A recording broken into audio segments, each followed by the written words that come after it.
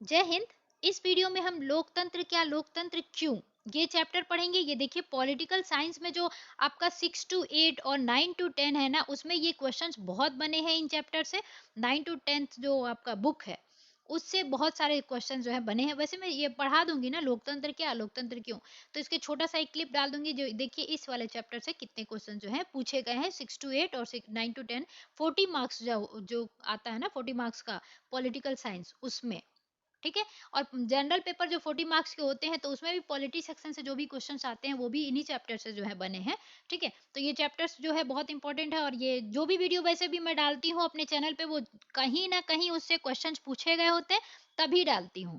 बस मैं वीडियो नहीं बना पा रही कि आप लोगों को समझा पाऊँ। जैसे कि मैंने देखा जितने भी वीडियो मेरे डले हैं, मैं वो 40 मार्क्स का जर्नलिस्ट का बना रही थी, लेकिन मैंने देखा कि ज्योग्राफी के क्वेश्चंस में और हिस्ट्री के क्वेश्चंस जो पार्ट में पूछे जा रहे हैं क्वेश्चन, उनमें लगातार कई क्वेश्चन जो है बने हैं चैप्टर से।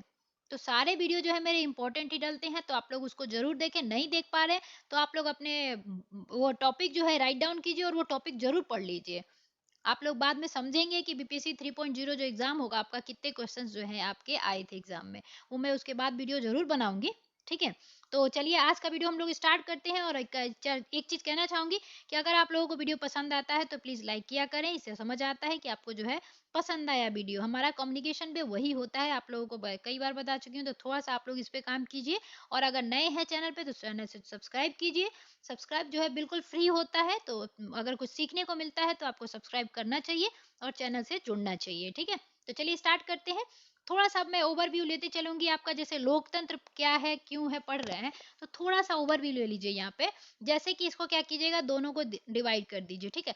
ये तंत्र अलग हो गया, ये लोक अलग हो गया। तो बचपन में सभी लोग नहीं बोलते थे, लोक बोलते थे।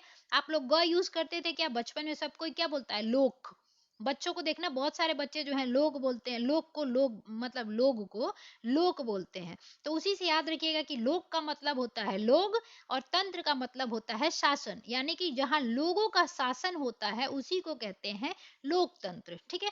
अब इसका एग्जाम्पल आपको ढूंढने की कहीं जरूरत नहीं है। आप इंडियन है, आप भारत में रहते हैं, तो भारतीय में जो है आप ना देखेंगे लोकतंत्र का जो है व्यवस्था, जो शासन व्यवस्था है वो चलता है। अब इसका एग्जाम्पल आपको अभी इर्द गिर्द सभी जगह घूमने दिख रहा होगा सामने। सभी नेता जो है, बड़े बड़े विधायक और बड़े बड़े नेता जो आपको कभी जानते तक नहीं होंगे, आपका नाम 2-4 दिन बाद भूल भी जाएंगे, 5 तारीख के 5 जून के बाद, वो लोग आपके दरवाजे पे आके हाथ जोड़ते होंगे।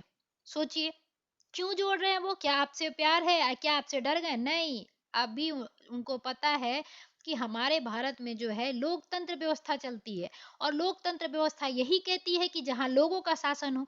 तो अभी क्या होगा, आप लोग चाहे तो जिसको जिताना चाहें, आपके हाथ में वोट देने का अधिकार है। अब जिसको चाहे वो उसको जिता सकते हैं। इसीलिए वो आपके पास आते हैं कि नहीं आप हमें वोट दो, और आपको हाथ जोड़ते हैं। अभी आप उनके लिए जो है नेता दिखाई देते होगे, ठीक है। जैसे हम लोगों के लिए नेता दिखाई बाद में वो देता है कि नेता लोग कैसे होते हैं कि आप वो इवन उनकी गाड़ियां भी जा रही होती हैं तो आपकी गाड़ियों को जो है रोक दिया जाता है।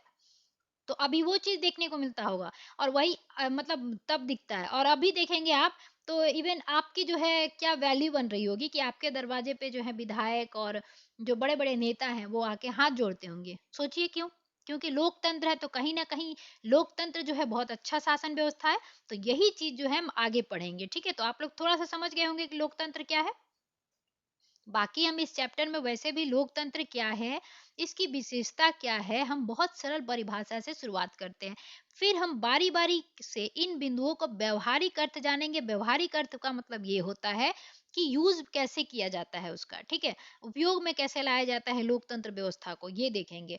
हमारा उद्देश्य किसी भी सरकार की लोकतांत्रिक होने की न्यूनतम व्यवस्था को चिन्हित करना है। ध्यान रखिएगा यहाँ पे एनसीईआरटी न्यूनतम व्यवस्था को जो है चिन्हित करने का बात करता है, इसलिए क्योंकि कोई भी चीज जो है 100% परफेक्ट नहीं होती है। और खास तौर पे अगर आप लोकतंत्र व्यवस्था जो है प्रतिष्ठापित करने की बात करते हैं, तो लोकतंत्र किसी भी राष्ट्र में जो है 100% कोई कहे कि हम लोकतांत्रिक प्रदेश है या देश है, तो ये गलत हो जाएगा। क्योंकि 100% कोई भी नहीं जो है प्रतिष्ठापित कर सकता है यानी स्टेब्लिश कर सकता है। क्यों? क्योंकि शासन व्यवस्था में जब हम लोकतंत्र को अपनाते हैं तो ऐसा नहीं है कि वो अपने साथ पॉजिटिव ही लेके आता है, वो अपने साथ लू फॉल्स भी लेके आता है, यानी कि निगेटिव बातें भी लेके आता है। जो हम लोग अभी अपने देश में देखते नहीं है क्या? आम जनता की कितनी नेता जो है चुनाव हो जाने के बाद सुनते हैं? राइट टू रिकॉल वाली चीजें जो आप लोग सुनते होंगे कि लागू कितना होता है, क्या है, ये सबको पता होगा। तो क्या लगता है कि 100% जो है कोई लोकतांत्रिक प्रदेश हो सकता है, जबकि भारत जो है विश्व में सबसे बड़ा लोकतांत्रिक प्रदेश के रूप में जाना जाता है। ठीक है, देश के बारे में, मतलब लोकतांत्रिक देश अगर सबसे ज्यादा कहीं पे स्टेब्लिश होता हुआ दिखता है तो वो भारत है। तब भी यहाँ पे आप लोग भारत में ही रहते हैं तो आप लोग ये समझते ही होंगे, इसीलिए एनसीईआरटी जो है न्यूनतम विशेषताओं को चिन्हित करने की बात करता है। यह अध्याय पढ़ लेने के बाद हम लोकतांत्रिक और गैर लोकतांत्रिक शासन में जो है अंतर समझ जाएंगे। अध्याय के अंत में हम न्यूनतम लक्ष्य से आगे बढ़कर लोकतंत्र की जो है बेहतर परिभाषा यानी कि बेहतर परिभाषा और बड़े से बड़े परिभाषा भी हम देने में सक्षम होंगे। समकालीन दुनिया में लोकतंत्र ही जो है सबसे लोकप्रिय शासन पद्धति है। तो ध्यान रखिएगा, आजकल जो है डिजिटल दुनिया चल रहा है, डिजिटल इंडिया चल रहा है, डिजिटल वर्ल्ड चल रहा है एक तरह से। तो समकालीन दुनिया का मतलब होता है समसामयिकी, आप करंट अफेयर पढ़ते हैं ना, तो वैसे ही समकालीन दुनिया यानी कि अभी जो दुनिया चल रही है उसमें अगर सबसे लोकप्रिय शासन पद्धति को देखा जाए तो कौन सी है, तो लोकतंत्र व्यवस्था है। लोकतंत्र शासन पद्धति जो है अभी सबसे लोकप्रिय है, क्योंकि हर इंसान जो है आजकल जागरूक हो चुका है और वो जानता है कि हमारे अधिकार को अपने अधिक मतलब हमारी गरिमा और हमारा अधिकार क्या है, हम उसके साथ जीना चाहते हैं किसी भी कंट्री में। ठीक है, तो यही चीज जो है बताने की कोशिश की गई है। तो आप लोगों को ध्यान रखिएगा, अगर क्वेश्चन बने कि अभी समकालीन दुनिया में सबसे लोकप्रिय शासन पद्धति कौन सी है, तो वो लोकतंत्र है और सभी जो है लोकतंत्र को पसंद भी करते हैं। कौन सी चीज इसे दूसरी व्यवस्थाओं से बेहतर बनाती है, अब ये क्यों पसंद है सबको, ये चीज हम आगे देखेंगे। क्या यही शासन की सर्वोत्तम व्यवस्था है, तो ये भी हम देखेंगे कि क्या शासन की सर्वोत्तम व्यवस्था है इसीलिए यूज किया जाता है। तो एक तरह से देखा जाए ना, तो अभी जितने भी शासन व्यवस्था जो है अभी इंडिया में चाहे वर्ल्ड में प्रचलित हुए हैं, उनमें सबसे अच्छा जो है लोकतंत्र ही है, इसीलिए सबको लोकप्रिय शासन व्यवस्था है। पर इसका मतलब ये नहीं है कि एक यही शासन जो है लोकतंत्र व्यवस्था ही सर्वोत्तम व्यवस्था हो सकता है। ठीक है, तो चलिए इन्हीं सवालों पे हम देखेंगे। तो आगे क्या है, लोकतंत्र क्या है, इसके बारे में हम डिटेल से जानेंगे। ठीक है, अब जैसे देखेंगे, आप सरकार के विभिन्न रूपों के बारे में पढ़ चुके हैं। लोकतंत्र की अब तक की आपकी समझ के आधार पर कुछ उदाहरण देते हुए सरकारों की कुछ सामान्य विशेषता लिखें। उसके बाद लोकतांत्रिक सरकारें क्या हैं और गैर लोकतांत्रिक सरकारें क्या हैं। ठीक है, तो अभी हम देखेंगे। अभी थोड़ा सा देखिए इसकी परिभाषा की क्यों जरूरत है, ये इस पे डिस्कस किया गया है। तो ध्यान रखिए, आगे बढ़ने से पहले आइए सबसे पहले एक मेधावी छात्र मेरी की आपत्ति पर गौर किया जाए। वह लोकतंत्र की परिभाषा करने से इस तरीके को पसंद नहीं करती और कुछ बुनियादी सवाल पूछना चाहती है। बुनियादी यानी बेसिक सवाल जो है वो पूछना चाहती है। उसकी अध्यापिका मेटिल्डा लिंग दो ने उसके सवालों का जवाब देना शुरू किया, तो कक्षा की अन्य छात्राएं भी जो है इसकी चर्चा में भाग लेने लगती है। तो कोई भी इंटरेस्टिंग अगर सवाल आता है या टॉपिक आता है, तो सभी कोई जो है एक साथ गुट में बैठ जाते हैं और सुनना चाहते हैं, जानना चाहते हैं। जैसे अभी हम लोग भी जानना चाह रहे हैं कि लोकतंत्र क्या है, लोकतंत्र क्यों है। ठीक है, वैसे ही अब मेरी का क्वेश्चन क्या रहता है, तो वो पूछती है, मैडम मुझे यह तरीका ठीक नहीं लगता। पहले लोकतांत्रिक व्यवस्थाओं के बारे में चर्चा किया और अब आकर हम लोकतंत्र का मतलब जानने की कोशिश कर रहे हैं। तो मेरे कहने का मतलब है कि इस काम को हमें पहले करना था और पहले अध्याय वाली पढ़ाई अब क्या, क्या ऐसा ठीक नहीं होता। तो उसका कहना है मेरी का कि हम लोगों ने लोकतंत्र के बारे में अच्छे से समझ लिया। एक्चुअली क्या है कि अब एनसीईआरटी ने मेरी की बात सुन भी ली है। अब न्यू एनसीईआरटी देखेंगे आप, तो अध्याय एक लोकतंत्र क्या, लोकतंत्र क्यों ही है।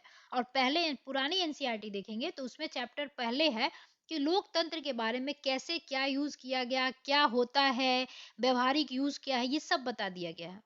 तो अब कहीं न कहीं मेरी की बातें जो हैं सही भी आई हैं, तो वैसे यही चीज़ देखेंगे। अब देखिए मैडम ने भी बहुत अच्छा उसका रिप्लाई किया है, इनके बातों में भी दम है। लेकिन इन्होंने कहा कि तुम्हारी बातों में दम है, पर क्या हम अपने सामान्य जीवन में भी ऐसा नहीं करते? क्या हम कलम, बरसात या प्रेम जैसे शब्दों का उपयोग करने से पहले इनकी परिभाषा स्पष्ट करना ज़रूरी मानते हैं? ज़रा सोचो, क्या हमारे पास इन शब्दों को बहुत स्पष्ट और सर्वमान्य यानी कि सभी जगह मान्य हो परिभाषा है? शब्दों का उपयोग करके ही हम उनका अर्थ जानते हैं, तो ये बात सही है। क्या आप लोग अभी भी जितने भी लोग हैं सबके पास पेन होगा, कलम होगा ना? क्या सबको पता होगा कि कलम का जो है आविष्कार किसने किया था? क्या सभी कोई वाटरमैन या फाउंटमैन को जानते होंगे? नहीं जानते होंगे, है ना? क्या कलम को जानते होंगे कि कलम जो है कौन से सिद्धांत पे कार्य करता है? केशी तत्व सिद्धांत पे कार्य करता है, पृष्ठ तनाव सिद्धांत पे करता है। वहीं पे स्याही भरने वाला देखेंगे, बर्नौली सिद्धांत जो है, स्याही ड्रॉपर जो है वो करते हैं, जब स्याही भरते हैं हम, तो बर्नौली सिद्धांत काम करता है। तो क्या ये सब कोई जानता होगा? नहीं जानता होगा ना। क्या कलम खरीदने से पहले आपने पूछा था कि कलम की परिभाषा क्या है, ये इसके बारे में क्या जानकारी हमको मिलना चाहिए, क्या अर्थ है इसका? नहीं जाना था ना।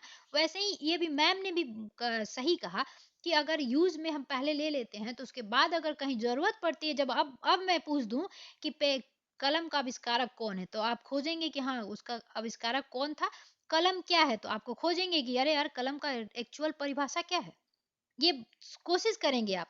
बहुत से लोग कंप्यूटर यूज करते हैं, क्या सब कोई कंप्यूटर के बारे में जानता है कि वो एक बेसिक मशीन है, इनपुट आउटपुट लेता है, फिर इनपुट लेता है फिर आउटपुट देता है? ऐसा कुछ जानते होंगे क्या? नहीं जानते होंगे। तो यही चीज वो मैडम भी जो है कहीं ना कहीं सही थी, लेकिन एनसीईआरटी ने सोचा कि नहीं, मेरी के बात में ज्यादा दम है, कि क्यों ना हम पहले सबको अधिकार बता दें कि ये कलम तो नहीं है ना, ये आपका लोकतंत्र है जहां आप जीवन जी रहे हैं। तो पहले क्यों ना हम लोकतंत्र के बारे में बता दें, उसके बाद जो है आगे चैप्टर में रखें कि लोकतंत्र यूज कैसे होता है। ठीक है। तो इसीलिए न्यू एनसीईआरटी जो है चेंज हो गया है। अब देखिए, मेरी कहती है फिर परिभाषा की जरूरत ही क्यों है? उसका कहना है कि ठीक है, हम जब जान ही गए व्यवहार में कैसे होता है, यूज कैसे करना है, सब कुछ जान ही गए, तो अब परिभाषा से हम क्या कर लेंगे? तो सही बात है, अगर कंप्यूटर का एग्जाम व्यू से ना पूछा जाए किसी से कि कंप्यूटर का परिभाषा क्या होता है, तो कोई नहीं जानना चाहेगा कि कंप्यूटर का परिभाषा क्या होता है। बहुत से लोग फ़िल्म देखने के लिए कंप्यूटर यूज़ करते होंगे, ठीक है? तो ये चीज़ें भी, उसका कहना सही है, कहीं न कहीं तो दोनों में दम रहता है, यानी मैडम के आंसर में भी और मेरी के क्वेश्चन में भी दम रहेगा, ठीक है? अब हम यहाँ पे देखिए लोकतंत्र पढ़ रहे हैं, इसलिए थोड़ा-सा साइड में आपको समझाती जा रही हूँ कि उसको थोड़ा-सा कनेक्ट करते चलिएगा, ठीक है? हमें परिभाषा की तभी ज़रूरत पड़ती है जब हमें किसी शब्द का उपयोग करने में परेशानी होती है। हमें बारिश की परिभाषा की ज़रूरत तभी होती है जब हमें बूंदा-बूंदी और बादल फटने जैसी स्थिति और सामान्य बरसात में फ़र्क करना हो। अब सही बात है, हम लोग ऐसे कहते हैं कि बरसात हो रही है, पर कोई आके कह देता है कि अरे बूंदा-बूंदी हुई है, तो सोचने पे पड़ जाएगा ना इंसान कि अरे बूंदा-बूंदी क्या हुई है, बरसात तो हो रही थी। ठीक है, तो अब कम पानी बरस रहा होगा तो उसको लोग बूंदा-बूंदी कह देते हैं। बादल फटने देखेंगे आप, एक साथ ही 200 मिली से ज़्यादा जो बारिश है, उसमें से ज़्यादा बारिश हो जाती है कुछ ही सेकंड में, जैसे कि उत्तराखंड में हुआ था, तो उसे कहते हैं बादल फटने की जैसी प्रक्रिया। ठीक है, तो वही चीज़ें देखेंगे सामान्य बरसात में कैसे फ़र्क कीजिएगा। तो इसीलिए डेफ़िनेशन की जो है हमें ज़रूरत पड़ती है। कोई आपसे पूछे लोकतंत्र क्या है, तो आप जब जानेंगे तभी तो उसका आंसर दे पाएँगे ना, इसीलिए कहा गया है, ठीक है? चलिए, इसके लिए अस्पष्ट परिभाषा की जरूरत है, क्योंकि लोग इस शब्द का प्रयोग अलग अलग अर्थों के लिए करते हैं। बहुत अलग अलग तरह की सरकारें भी खुद को लोकतांत्रिक ही कहती है। तो सही बात है, सभी जो है लोकतांत्रिक अपने आप को कहना पसंद करते हैं, क्योंकि लोकतांत्रिक एक अच्छा पॉजिटिव व्यू देता है सबके मन में। ठीक है, अब देखेंगे आप अलग अलग अर्थ समझ लेते हैं, जैसे कि महात्मा गांधी भी आजादी करवा रहे थे, तो सभी जो है अलग अलग अर्थ समझ रहे थे आजादी का। तो वैसे ही है, किसी को जंगल से बाहर निकलना उनको आजादी लगता था, तो किसी को अपने घर में जो है होम रूल जैसे लागू किया गया कि हम जो है स्वशासन करेंगे, तो वो आज़ादी का मतलब है। वैसे ही है, लोकतांत्रिक का अर्थ भी है, लोग अलग-अलग मतलब समझने लगे थे। ठीक है? समझे नहीं, इसलिए इसकी एक सर्वमान्य सार्वभौमिक परिभाषा देना भी ज़रूरी है। ठीक है? तो ये भी ज़रूरी है, मतलब उसका भी कहना सही है। अब दिव्यांग देखिए क्या कहती हैं, हमें परिभाषा बनाने की ज़रूरत ही क्या है? एक दिन आपने हमें अब्राहम लिंकन की एक वाक्य सुनाया था, तो अब यहाँ पे नोट करना चाहूँगी कि याद रखिएगा, अब्राहम लिंकन ने लोकतंत्र का परिभाषा देते हुए ये कहा था कि लोगों के लिए, लोगों की और लोगों के द्वारा चलाने वाली शासन व्यवस्था ही लोकतंत्र है। तो पूछा जाए कि लोगों के लिए, लोगों के द्वारा, लोगों के लिए किसने ये दिया था, तो अब्राहम लिंकन ने जो है लोकतंत्र की परिभाषा डिफाइन करी थी ऐसे। ठीक है, तो ध्यान रखना है, ये पूछा जाता है क्वेश्चन कि लोगों के लिए, लोगों की, लोगों के मतलब कि लोगों का, लोगों के लिए, लोगों के द्वारा जो शासन व्यवस्था होती है उसी को लोकतंत्र कहेंगे। ये अब्राहम लिंकन ने दिया था। ऐसे ही आप देखेंगे एक अरस्तु आते हैं, अरस्तु भी बहुत बड़े अच्छे वैज्ञानिक हैं, आप लोगों को सभी को पता होगा। ठीक है, जीव विज्ञान के शायद जनक भी कहे जाते हैं ये। तो ध्यान रखिएगा, अरस्तु ने कहा था कि कई लोगों के शासन को लोकतंत्र कहेंगे। इनके नजर में ये था कि कई लोग, यानी कि एक नहीं, कई लोग एक साथ जब शासन करेंगे ना, तो ध्यान रखिएगा इनके क्या कहा था। इनने कहा था, एक सेकंड लिख देती हूँ इसको अच्छे से। अरस्तु ने कहा था कि कई लोग, ठीक है, कई लोग जब मिलकर शासन करेंगे ना, तो उसको लोकतंत्र कहेंगे। तो इन्होंने लोकतंत्र की परिभाषा क्या दी थी? इन्होंने लोकतंत्र की दी थी कि कई लोग शासन करेंगे तो उसको लोकतंत्र कहेंगे। वहीं पे इन्होंने कहा कि कुछ मुट्ठी भर जो है अपना इसको अच्छे से लिख देती हूँ मैं, ठीक है। अरस्तु के बारे में तो थोड़ा-सा देखिए, आप लोग अगर थोड़ा-सा स्लो लगे ना तो आप लोग भगा लिया कीजिए, मतलब 2x पे देखा कीजिए, ठीक है। अब अरस्तु ने कहा था कि कई लोग जो शासन करते हैं ना, उसको कहेंगे कि लोकतंत्र है। वहीं पे कहेंगे ये कि कुछ मुट्ठी भर लोग जो शासन करेंगे ना, मुट्ठी भर, तो उसको क्या कहेंगे ये कहेंगे शाही या राजशाही तंत्र, ठीक है। यानी कि कुछ शाही यानी राजाशाही, या देखते हैं जैसे कि सऊदी अरबिया है, उसमें राजतंत्र चलता है, वहाँ पे राजा का बेटा ही राजा चलेगा। आपने मूवी 30 भी देखा होगा कि अब राजा का बेटा ही राजा नहीं बनेगा भारत में, क्योंकि लोकतंत्र चलता है। लेकिन सऊदी अरब में आज भी राजा का बेटा ही राजा बनता है, ठीक है। तो उसे क्या कहेंगे, राजशाही कहते हैं। तो कुछ मुट्ठी भर लोग, जब मुट्ठी भर लोग जो है ना शासन करते हैं ना, तो उसको कहा जाता है राजशाही, अरस्तु के ओपिनियन के द्वारा। हमारा कोई ये इसमें डेफिनेशन नहीं है, ये अरस्तु ने कहा था, ठीक है। और वहीं पे इन्होंने कहा था कि अगर एक व्यक्ति जो है शासन करेगा, सिंगल व्यक्ति करेगा, एक व्यक्ति जो है शासन करता है, तो उसको कहेंगे तानाशाही, ठीक है। जैसे हिटलर हो गया, जब 1930 और 31 के बीच की बात होती है, हिटलर को लोगों ने चुन के बहुत सारी भारी बहुमत के द्वारा जो है वो मतलब जनता के द्वारा चुन के ऊपर आता है, शासन के मतलब शासक बनता है। और बाद में क्या करता है, वो संविधान को ही मानने से बेकार कर देता है। उसको वो लगता है कि नहीं नहीं, संविधान क्या है, हम दूसरा संविधान बनाएंगे। तो वो क्या हो जाता है, तानाशाही हो जाता है। एक व्यक्ति जो है अधिकार करेगा तो वो तानाशाही हो गया। तो ये अरस्तु ने कहा था, जैसे हिटलर ने किया था, ठीक है। तो ये चीजें आप लोग ध्यान रखिएगा कि अब्राहम लिंकन पूछे तो उन्होंने ऐसे दिया था कि लोगों के लिए, लोगों के द्वारा चलने वाली शासन व्यवस्था जो है लोकतंत्र है। और वहीं पे आप अरस्तु का भी देख लिया आपने, ठीक है। अच्छा, मुट्ठी भर की बात आई है तो एक चीज और एग्जांपल से आप लोग कांग्रेस के बारे में पढ़ते होंगे। तो डफरिन ने कहा था, क्या कहा था, कि ये मात्र कुछ ही लोगों का है जो है मतलब प्रदर्शन है, और कुछ ही लोगों का जो है विशेष तरह से आके अपने मतलब अपनी इच्छाओं को रख रहे हैं, अपनी बातों को रख रहे हैं। तो वो भी कहीं ना कहीं सही कहा था, क्योंकि विद्वान लोग ही जो मैक्सिमम देखेंगे आप, कांग्रेस के जो जितने भी नेता बने हैं और रहे हैं, वो सब विद्वान ही थे, गिने चुने लोग ही थे। तो वो भी कहीं ना कहीं डफरिन भी सही था, ठीक है। तो वही चीज है, आप लोग ध्यान रखिएगा। और अरस्तु ने क्या कहा था, कई कुछ मुट्ठी भर लोग जो है अगर शासन करते हैं तो वो राजशाही शासन होता है, ठीक है। अब देखिए यहाँ पे ये भी एक चीज और दिया था कि मेघालय में हम स्वयं पर राज करते हैं, इसे सभी लोग मानते भी हैं, हमें इसमें बदलाव करने की क्या जरूरत है, ठीक है। अपने इंडिया के बारे में बात कर रही है वो। अब देखिए ये मैडम भी क्या कहती है, मैं यही नहीं कहती कि इसमें बदलाव करने की जरूरत है, मुझे भी यह परिभाषा बहुत सुंदर लगती है। जब तक हम इस मसले पर खुद से विचार न करें, तब तक यह तय करना मुश्किल होगा कि लोकतंत्र की यही सर्वोत्तम परिभाषा है, ठीक है। हमें किसी चीज को सिर्फ इसी आधार पर स्वीकार नहीं कर लेना चाहिए कि किसी बहुत नामी गिरामी आदमी ने उसके लिए कुछ बहुत अच्छा कहा, या सभी लोग उसे सही मानते हैं। अब जैसे आप लोग आजकल देखते होंगे इंटरनेट पे एक छाया रहता है कि बड़े बड़े एक्टर जो हैं वो पान मसाला का जो है ऐड करते हैं। तो क्या वो बड़े बड़े एक्टर जो है कह दे रहे हैं कि पान मसाला खाइए, और पता नहीं क्या कहता है वो, तो वो क्या सही हो जाता है क्या पान मसाला? नहीं है ना, वो स्वास्थ्य के लिए आज भी हानिकारक है, ठीक है। तो ये किसी बड़े नामी गिरामी कह देने से कि वही सर्वमान्य परिभाषा है, वो नहीं होता है, उसकी पुष्टि भी करनी चाहिए, ठीक है। अब आके ऐश्वर्या राय कह दी कि लोरियल यूज कीजिए, तो आप क्या लोरियल ही सही है क्या? ऐसा कुछ नहीं है, ठीक है। तो इसी इसी चीज को जो है ये मैम जो है समझाना चाह रही है कि मानते हैं अब्राहम लिंकन एक नामी गिरामी आदमी है, लेकिन उन्होंने जो लोकतंत्र की परिभाषा दी है वही सर्वोत्तम परिभाषा होगा, ये हम बिना जांच पड़ताल के नहीं कह सकते हैं, ठीक है। अब आगे देखते हैं। देखिए ये सब थोड़ा सा बेसिक कॉन्सेप्ट है, उसमें बस आपको ये क्वेश्चन बनेगा, ये अब्राहम लिंकन से, ठीक है। तो ये वाली परिभाषा बस ये आपके क्वेश्चन की बनेगी, और ये बेसिक आपकी कॉन्सेप्ट क्लियर की जा रही है, ठीक है। अब जैसे यहाँ पे देखेंगे, मैडम मैं क्या कुछ कह सकती हूँ, यलोंदा एक नई स्टूडेंट है, वो बोलती है, तो मैम हमें कोई परिभाषा तराशने की जरूरत नहीं है। मैंने कहीं पढ़ा है कि डेमोक्रेसी यूनानी शब्द है। तो यहाँ से आप लोगों को याद रखना है कि डेमोक्रेसी शब्द जो है कैसा शब्द है, तो यूनानी शब्द है, ठीक है। डेमोक्रेशिया से बना है, ठीक है। तो यूनानी शब्द जो डेमोक्रेशिया था, उसी से जो है डेमोक्रेसी बना है। यूनान में डेमोस का अर्थ होता है लोग, और क्रोएशिया का अर्थ होता है शासन, ठीक है। इस प्रकार डेमोक्रेसी अर्थात लोकतंत्र का अर्थ है लोगों का शासन।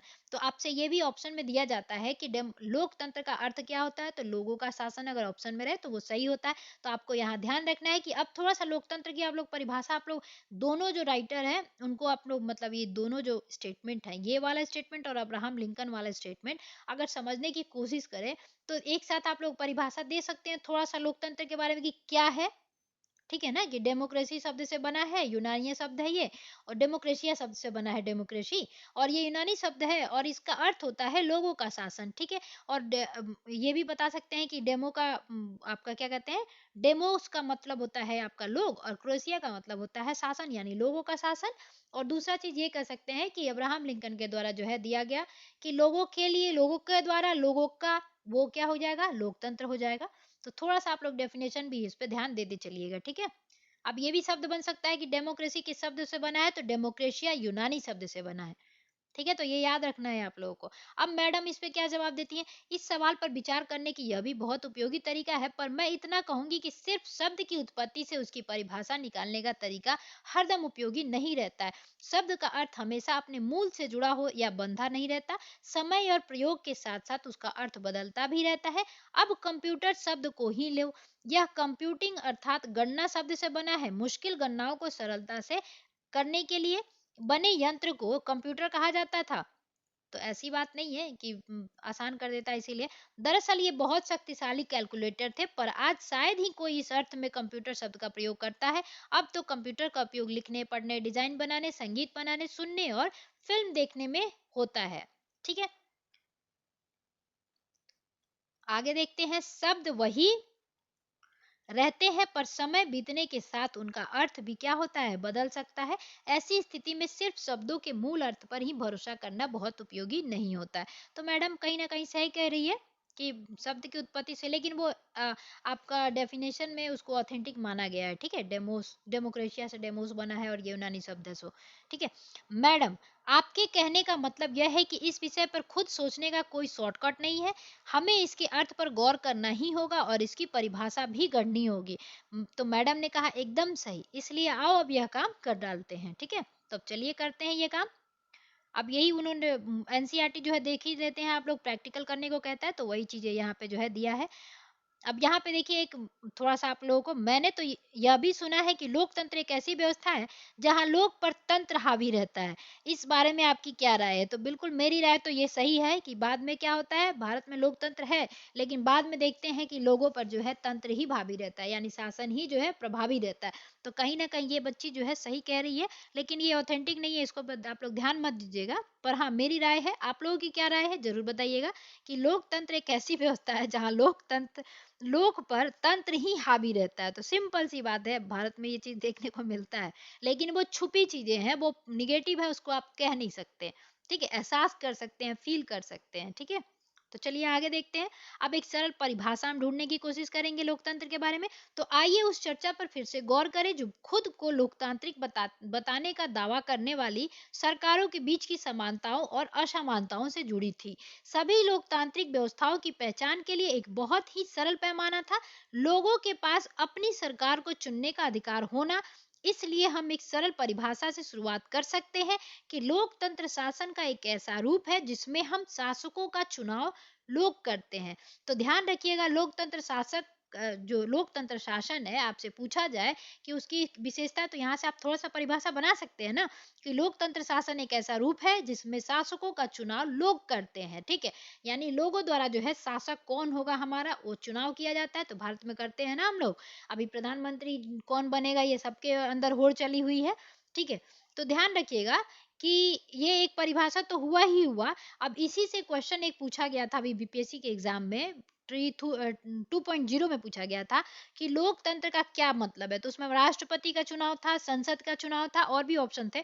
तो राष्ट्रपति का चुनाव हम इसलिए ऑप्शन को लगाएंगे क्योंकि यहाँ पे आपको स्पष्ट दिख रहा है जिसमें शासकों का चुनाव किया जाता है। तो शासक अपने भारत का राष्ट्रपति जो होता है प्रथम नागरिक होता है, और संविधान की तरफ देखा जाए तो वो सबसे जो पावरफुल मैन होता है वही होते हैं, अपने राष्ट्रपति होते हैं। लेकिन हाँ, वास्तविक देखा जाए तो किसके पास होता है, प्रधानमंत्री के पास होता है, नाम मात्र के जो है राष्ट्रपति रह जाते हैं। लेकिन ऐसे संविधान के थ्रू पढ़ा जाए तो अपना जो राष्ट्रपति है उसको जो है सबसे ज्यादा अहदे दिया गया है, उसके पास सबसे पावर ऑफ अटर्नी दी गई है संविधान की, ठीक है। तो इसीलिए ये शासक का चुनाव करना यहीं से जो है वो क्वेश्चन बना था, ठीक है। तो ध्यान रखिएगा। अब चलिए आगे देखते हैं। यह एक उपयोगी शुरुआत है। यह परिभाषा बहुत स्पष्ट ढंग से लोकतांत्रिक और गैर लोकतांत्रिक शासन व्यवस्था में अंतर कर देती है। म्यांमार के सैनिक शासकों का चुनाव लोगों ने ही किया है। जिन लोगों का सेना पर नियंत्रण था वे देश के शासक बन गए। शासक के फैसलों में लोगों की कोई भागीदारी नहीं है। पिनोशे चिले यानी कि चिली जो दक्षिणी अमेरिका है ना, यहाँ पे दक्षिणी अमेरिका, तो ये वाला पार्ट जो है चिली है, जहाँ पेरूलिमा जो है आपकी ठंडी हवा धारा भी चलती है। तो ये वाली की बात हो रही है कि यहाँ पे जैसे शासन पिनोसे थे, जैसे तानाशाहों का चुनाव लोग नहीं करते। यही बात राजशाहियों पर भी लागू होती है। सऊदी अरब के शाही लोग द्वारा शासक नहीं चुने गए हैं, बल्कि राज परिवार में जन्म लेने के कारण उन्हें यह हक पाया गया है। तो अब देखिए जैसे म्यांमार में आप देखेंगे ये 2021 के बीपीएससी के एग्जाम में भी क्वेश्चन आया था कि अभी हाल ही फिलहाल में कहाँ तख्ता पलट हुई है।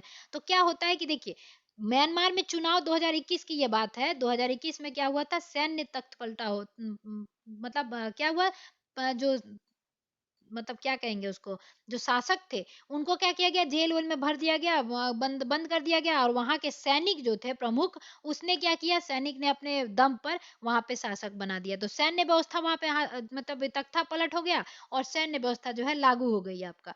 तो ये भी चीज कहना चाह रहा है कि क्या ये लोकतांत्रिक है, तो बिल्कुल ये लोकतांत्रिक नहीं होता है। जबकि यहाँ पे जनमत संग्रह क्या होता है कि कुछ जनता के द्वारा ही चुनी गई, लेकिन कुछ लोग जो है उसमें भाग लेते हैं। तो वो क्या आपको लोकतांत्रिक दिखता है, नहीं दिखता। तो यही चीज ये समझाना चाहा है, ठीक है। अब सऊदी अरब में देखिए, भले ही कुछ राज परिवार होते हैं, वो अब वो राज परिवार में जन्म लिया तो उसको हमने राजा बना दिया, शासक बना दिया अपने देश का, तो क्या वो लोकतंत्र है, तो बिल्कुल नहीं है, ठीक है। लेकिन यह सरल परिभाषा पूर्ण या पर्याप्त नहीं है। इससे हमें यह समझ में आता है कि लोकतंत्र का मतलब लोगों का शासन है, पर इस परिभाषा का प्रयोग यदि हमने बिना सोचे समझे किया तो फिर उन सभी सरकारों को लोकतांत्रिक कहना पड़ेगा जो चुनाव करवाती है, ठीक है। अब चाइना में जो कम्युनिस्ट कम्युनिस्ट पार्टी ही चलती है। अगर जब तक आप कम्युनिस्ट पार्टी में जो है आप एंटर नहीं कर जाते हो, तब तक वहां के शासक के रूप में आप निर्वाचित नहीं हो सकते। तो क्या वो लोकतांत्रिक को व्यवस्था करता है, नहीं, बिल्कुल नहीं करता, ठीक है। कहने को है, दिखावा मात्र है लोकतांत्रिक शासन है चीन में। वैसे ही फिर हम सही नतीजे पर नहीं पहुंच पाएंगे। जैसा कि हम अध्याय 3 में देखेंगे, तो अध्याय 3 भी आएगा आपके सामने। समकालीन दुनिया की हर सरकार, चाहे वो लोकतांत्रिक हो या ना हो, खुद को लोकतांत्रिक कहना या कहलवाना चाहती है। इसलिए हमें असली लोकतंत्र और दिखावटी लोकतंत्र वाली सरकार के बीच सावधानी पूर्वक फर्क करना होगा। यह काम हम तभी कर पाएंगे जब हम इस परिभाषा के एक एक शब्द को सावधानी से समझें और लोकतांत्रिक सरकार की विशेषताओं को जानने की कोशिश करेंगे। अब यहाँ पे देखिए कुछ चीजें दी गई हैं, तो मेंस में ये किसी के भी काम आ सकता है, या आपके ऑप्शन स्टेटमेंट वाइज क्वेश्चंस आते हैं ना, उसमें ये आपका काम आ सकता है कि रिव्यांग जो है स्कूल से घर आई और उसने लोकतंत्र के बारे में कुछ अन्य प्रसिद्ध व्यक्तियों के कथनों को जमा किया। यानी ये प्रसिद्ध व्यक्ति होंगे, उन्हीं के कथन है। जैसे दिया गया है कि लोकतंत्र हर व्यक्ति को अपना शोषक आप बन जाने का अधिकार देता है। तो बिल्कुल कहीं ना कहीं निगेटिव में है ये। अगर आप बताना चाहें, लोकतंत्र के आलोचना करनी चाहें, तो उसमें ये पॉइंट आप दे सकते हैं। क्यों? क्योंकि देखिए हम लोग क्या करते हैं, लोकतंत्र में है, लेकिन फिर भी हम लोग नेता को खुद ही चुनते हैं, और बाद में नेता को आके कमेंट सेक्शन में ही देख लीजिए, कहीं भी जाके देख लीजिए आप, कोई इंसान जो है नेता सबको अच्छा कहता है क्या? सभी गाली देते हैं कि नेता ऐसा है तो वैसा है। तो क्या हमें नहीं लगता कि हमने ही उसको शोषण का, अपने आप हमने ही उसको चुना है कि हमारा शोषण कर तू, है ना? कहीं न कहीं तो हुआ ना ये बात। तो यही चीज़ जो है आलोचना में अगर देना चाहें आप, तो ये आलोचना मात्र है कि लोकतंत्र हर व्यक्ति को अपना शोषक आप बन जाने का अधिकार देता है, ठीक है? अगला दे रहा है, लोकतंत्र का मतलब है अपने तानाशाहों का चुनाव करना, पर उनके मुँह से अपनी इच्छा की बातें सुनना। अब जो है आपके राहुल गांधी जी जो है कह रहे हैं कि अग्निवीर खत्म कर देंगे, हम 1-1 लाख रुपया सबको देंगे। अब जो चाह रहा होगा कि मेरे अकाउंट में 1 लाख रुपए आए, क्या वो जाके राहुल गांधी को वोट नहीं देगा? बिल्कुल देगा। तो कहीं न कहीं वो तानाशाह को चुनेगा ना, कि क्या वो आगे चल के राहुल गांधी देंगे? ये किसी कोई पुष्टि कर सकता है क्या? नहीं कर सकता। लेकिन 5 साल तक आपको जूझना पड़ेगा ना उस चीज़ से, वो पुष्टि करे ना करे। जैसे कि आप मोदी जी को देखेंगे, उन्होंने भी कहा था कि 15 लाख शायद कुछ समथिंग बताया था उन्होंने काला धन के बारे में। तो क्या उन्होंने किया? नहीं किया ना। तो क्या ये चीज़ें आप देखिए, इसको पॉजिटिव वे में ले सकते हैं, नेगेटिव वे में भी ले सकते हैं। ज़्यादातर इसको नेगेटिव में दिया जाएगा, आलोचना में दी जाएगी लोकतंत्र के, कि लोकतंत्र का मतलब अपने तानाशाहों का चुनाव करना, करना, पर उनके मुंह से अपनी इच्छा की बातें सुनने के बाद यानी मैनिफेस्टो जारी करेंगे, कहेंगे कि हम जो है ये करेंगे तो ऐसा होगा, आपको इतने पैसे देंगे, आपके गांव में सड़कें बनवा देंगे, ये करेंगे, तो ये चीजें करके हम लोग क्या करते हैं, सरकार चुन लेते हैं। तो ये भी चीज आपको देखने को मिलती है ना। आगे है, व्यक्ति की न्यायप्रियता लोकतंत्र को संभव बनाती है, लेकिन अन्याय के प्रति व्यक्ति का रुझान लोकतंत्र को जरूरी बनाता है। तो ये बिल्कुल आप पॉजिटिव वे में करेंगे, क्योंकि लोकतंत्र अगर नहीं होता तो आज नेताओं में जो डर है वो जरा सा वो भी बिल्कुल डर नहीं होता। ठीक है, तो कहीं ना कहीं ये जो है आपका पॉजिटिव वे में आता है कि व्यक्ति की न्यायप्रियता लोकतंत्र को संभव बनाती है, लेकिन अन्याय के प्रति व्यक्ति के रुझान को लोकतंत्र जो है जरूरी बनाता है। यानी लोकतंत्र होने की वजह से क्या होता है, ये मजबूत मतलब आपकी न्याय प्रणाली जो है मजबूत होती है, ध्यान रखिएगा। अगला है कि लोकतंत्र शासन का एक ऐसा तरीका है जो सुनिश्चित करता है कि हम जैसी सरकार के लायक हैं वैसी ही सरकार हम पर शासन करे। तो ये भी बात कहीं ना कहीं बिल्कुल 100% है, इसको पॉजिटिव और निगेटिव 50-50 आप ले सकते हैं। अब मैं बताती हूँ कैसे 50 पॉजिटिव होगा 50 निगेटिव होगा। देखिए, कहता है कि हम जैसे लायक है, तो सिंपल सी बात है, जैसे बिहार है, आप लोग इधर-उधर मत सोचिएगा ज़्यादा, मैं एग्ज़ाम्पल के लिए ले रही हूँ। जैसे बिहार है, बिहार में कितनी साक्षरता दर है? आपकी बिहार में साक्षरता दर मेरे ख़्याल से कितनी है? भारत की है 74.04% और बिहार की कितनी है आपकी 61.08% है ना? 61.08% इतनी ही साक्षरता है। अब इतने ही लोग जो है पढ़े लिखे हैं, बाकी के जो आपके 39% है, वो तो पढ़े लिखे नहीं है ना। लेकिन वो क्या करेंगे, वोट नहीं देंगे क्या? वो भी वोट देते हैं जाके, सबसे ज़्यादा वही देते हैं मेरे ख्याल से। तो वो वोट देंगे तो क्या वो वैसी सरकार को देखना चाहेंगे कि एक पढ़ी लिखी सरकार हो, वो क्या कर रही है हमारे राज्य में, वो अच्छे काम कर रही है या नहीं नहीं कर रही है? वो जाके बस वोट दे देगी, उसको 100 रुपए का अगर चिकन मटन भी मिल गया होगा तो उस पे भी जाके वो वोट दे देगी। ठीक है ना? तो ऐसी चीज़ें होती हैं, सरकार में होती हैं, शराब और चिकन मटन और कुछ पैसे दे देने की वजह से लोग वोट देने चले जाते हैं। ठीक है? और आप बेरोज़गारी का ज़माना है तो 500 भी कोई दे देगा तो पढ़े लिखे लोग भी आजकल चले जाएँगे वोट देने।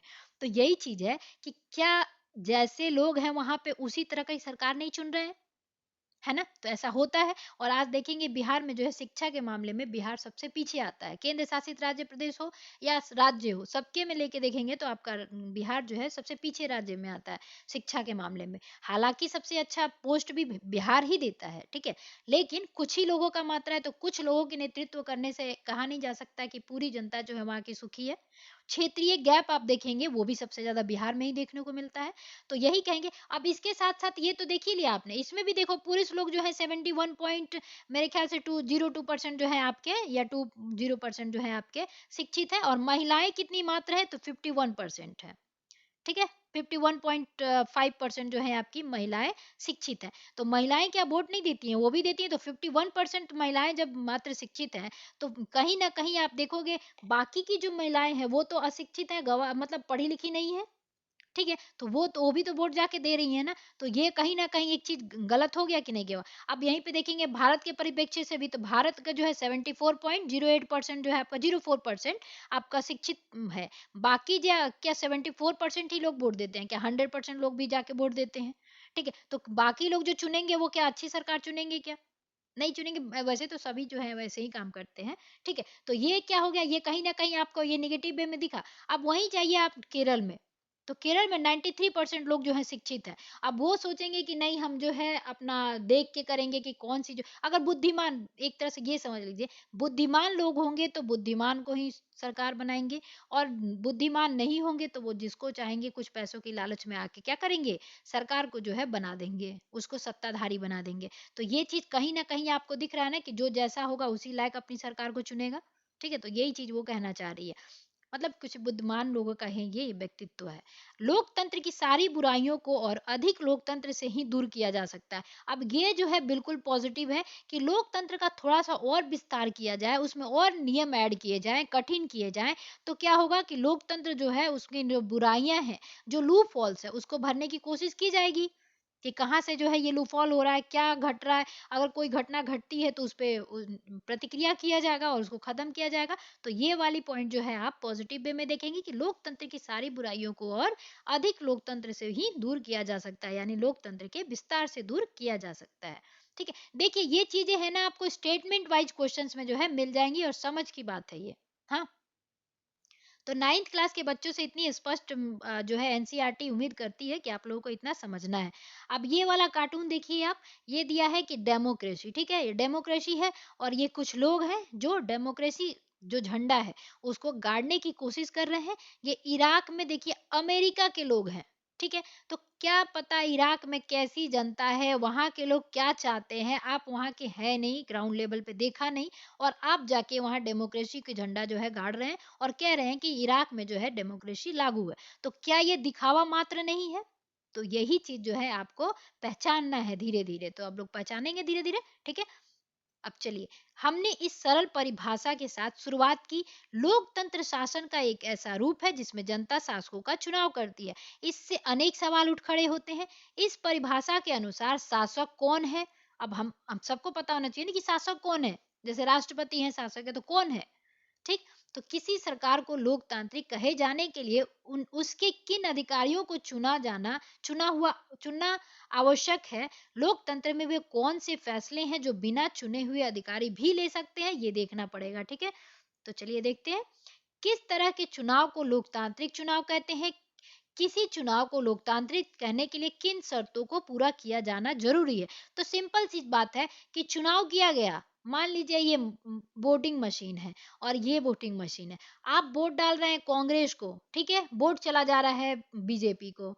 आप डाल रहे हैं वोट बीजेपी को, वोट चला जा रहा है कांग्रेस को। बटन दबाया आपने किसी का, बटन दब गया किसी का, ठीक है। तो क्या ये चुनाव जो हुआ लोकतंत्र में आएगा? क्या नहीं आएगा? क्यों नहीं आएगा? क्योंकि इसमें जो है धांधली हुई है। तो धांधली वाली चुनाव को भी हम लोकतांत्रिक चुनाव नहीं कहेंगे कि हमने चुनाव कर दिया और वो लोकतांत्रिक को स्थापित कर दिया कि हाँ, जहाँ पे चुनाव करके शासक आता है वो लोकतांत्रिक स्थापित है वहां पे। नहीं, ऐसा कुछ नहीं होता। जब तक निष्पक्ष रूप से जो है आपका चुनाव नहीं हो, बिना डराए और धमकाए या बिना घूस दिए एक मान लीजिए किसी ने किसी को जाके एक बोतल थमा दिया, उसकी वजह से किसी ने आके वोट दिया है, तो वो भी एक लोकतांत्रिक व्यवस्था में जो है लूफॉल कहलाएगा, ठीक है। ये नहीं है कि चुनाव हो गया तो वो लोकतंत्र का अच्छा मतलब प्रतिष्ठापित करता है, ऐसा कुछ नहीं होगा। यानी चुनाव भी हो तो वो कैसा चुनाव हो? निष्पक्ष चुनाव हो। आपके पास विकल्प होना चाहिए। ये नहीं कि हम जा रहे हैं वोट देने और वहां पे गए तो एक ही बटन दिख रहा है आपको, बीजेपी या कांग्रेस की दिख रही है।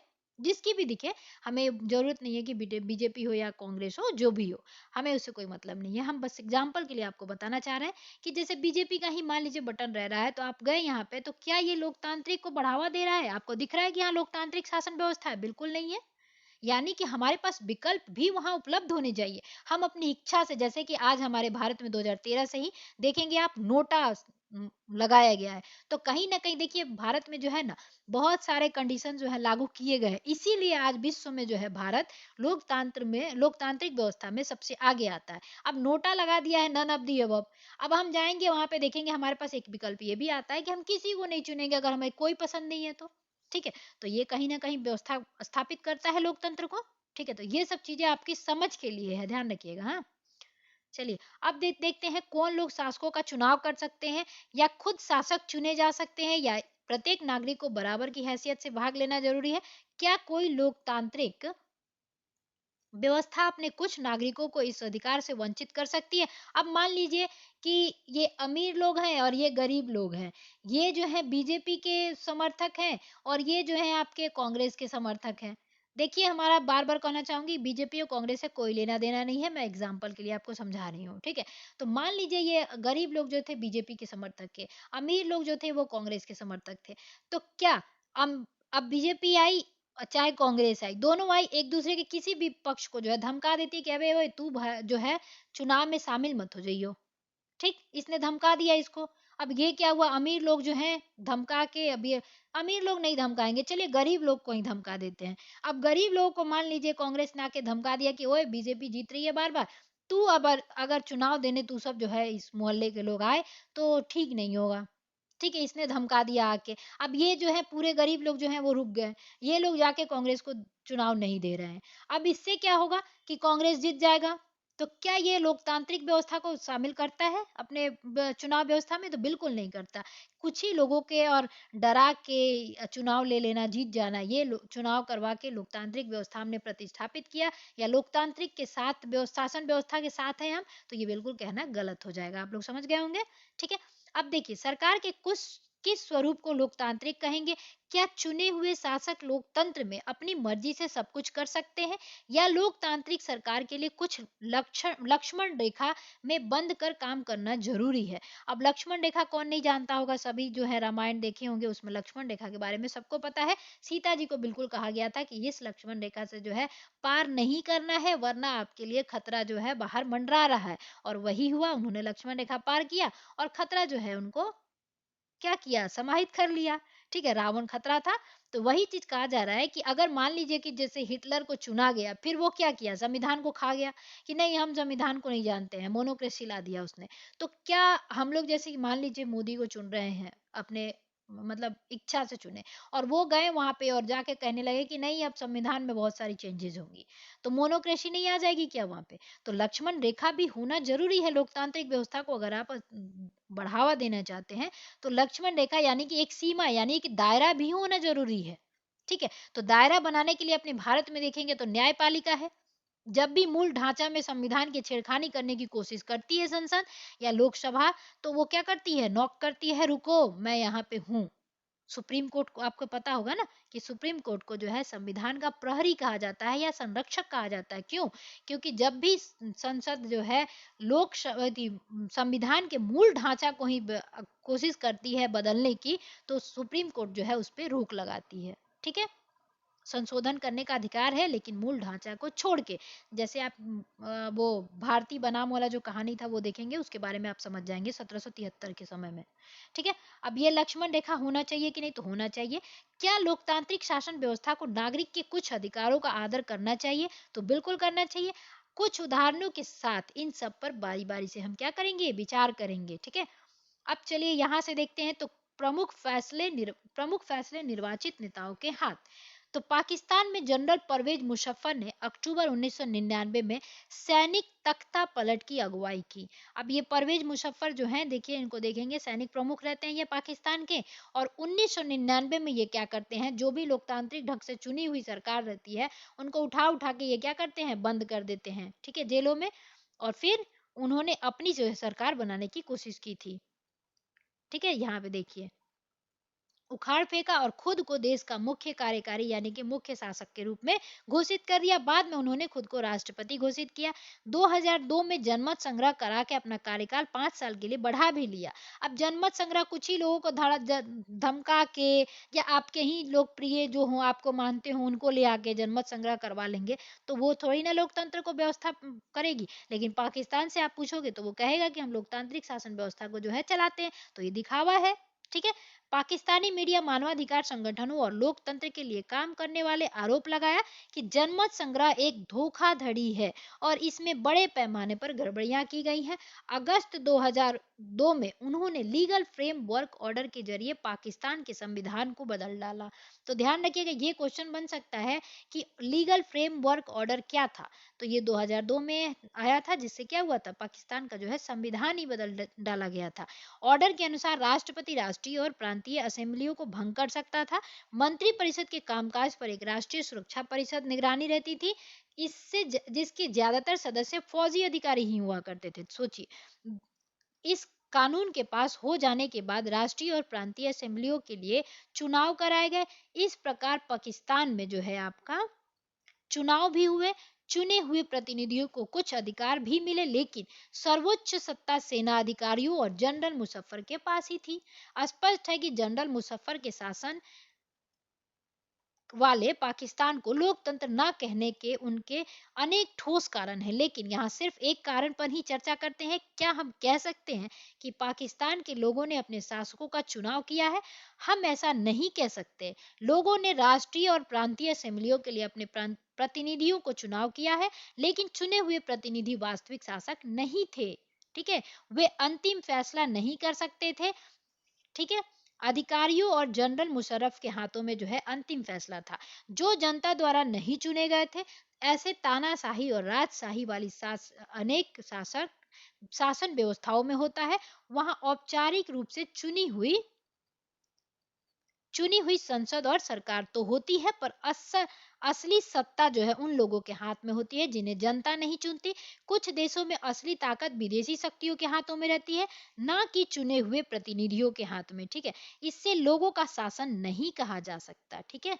अब थोड़ा सा हम लोग एक कार्टून भी है देखेंगे यहाँ पे, ठीक है। जैसे कि ये देखिए, ये कहाँ का है, तो ये देखिए दिया है सीरिया पश्चिम, ये रुकिए, यहाँ पे क्या लिखा है, जब तक बाथ पार्टी की सदस्यता का फॉर्म भरकर उसके सदस्य नहीं बनोगी, अंदर नहीं आ सकती हो।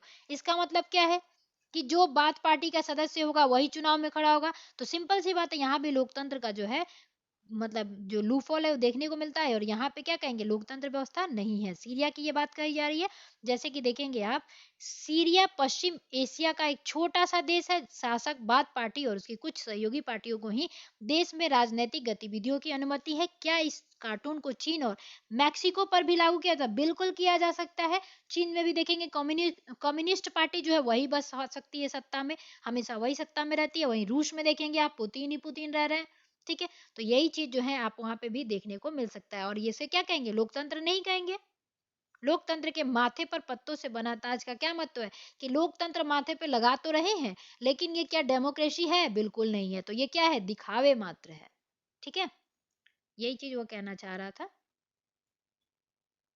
चलिए अब आगे देखते हैं।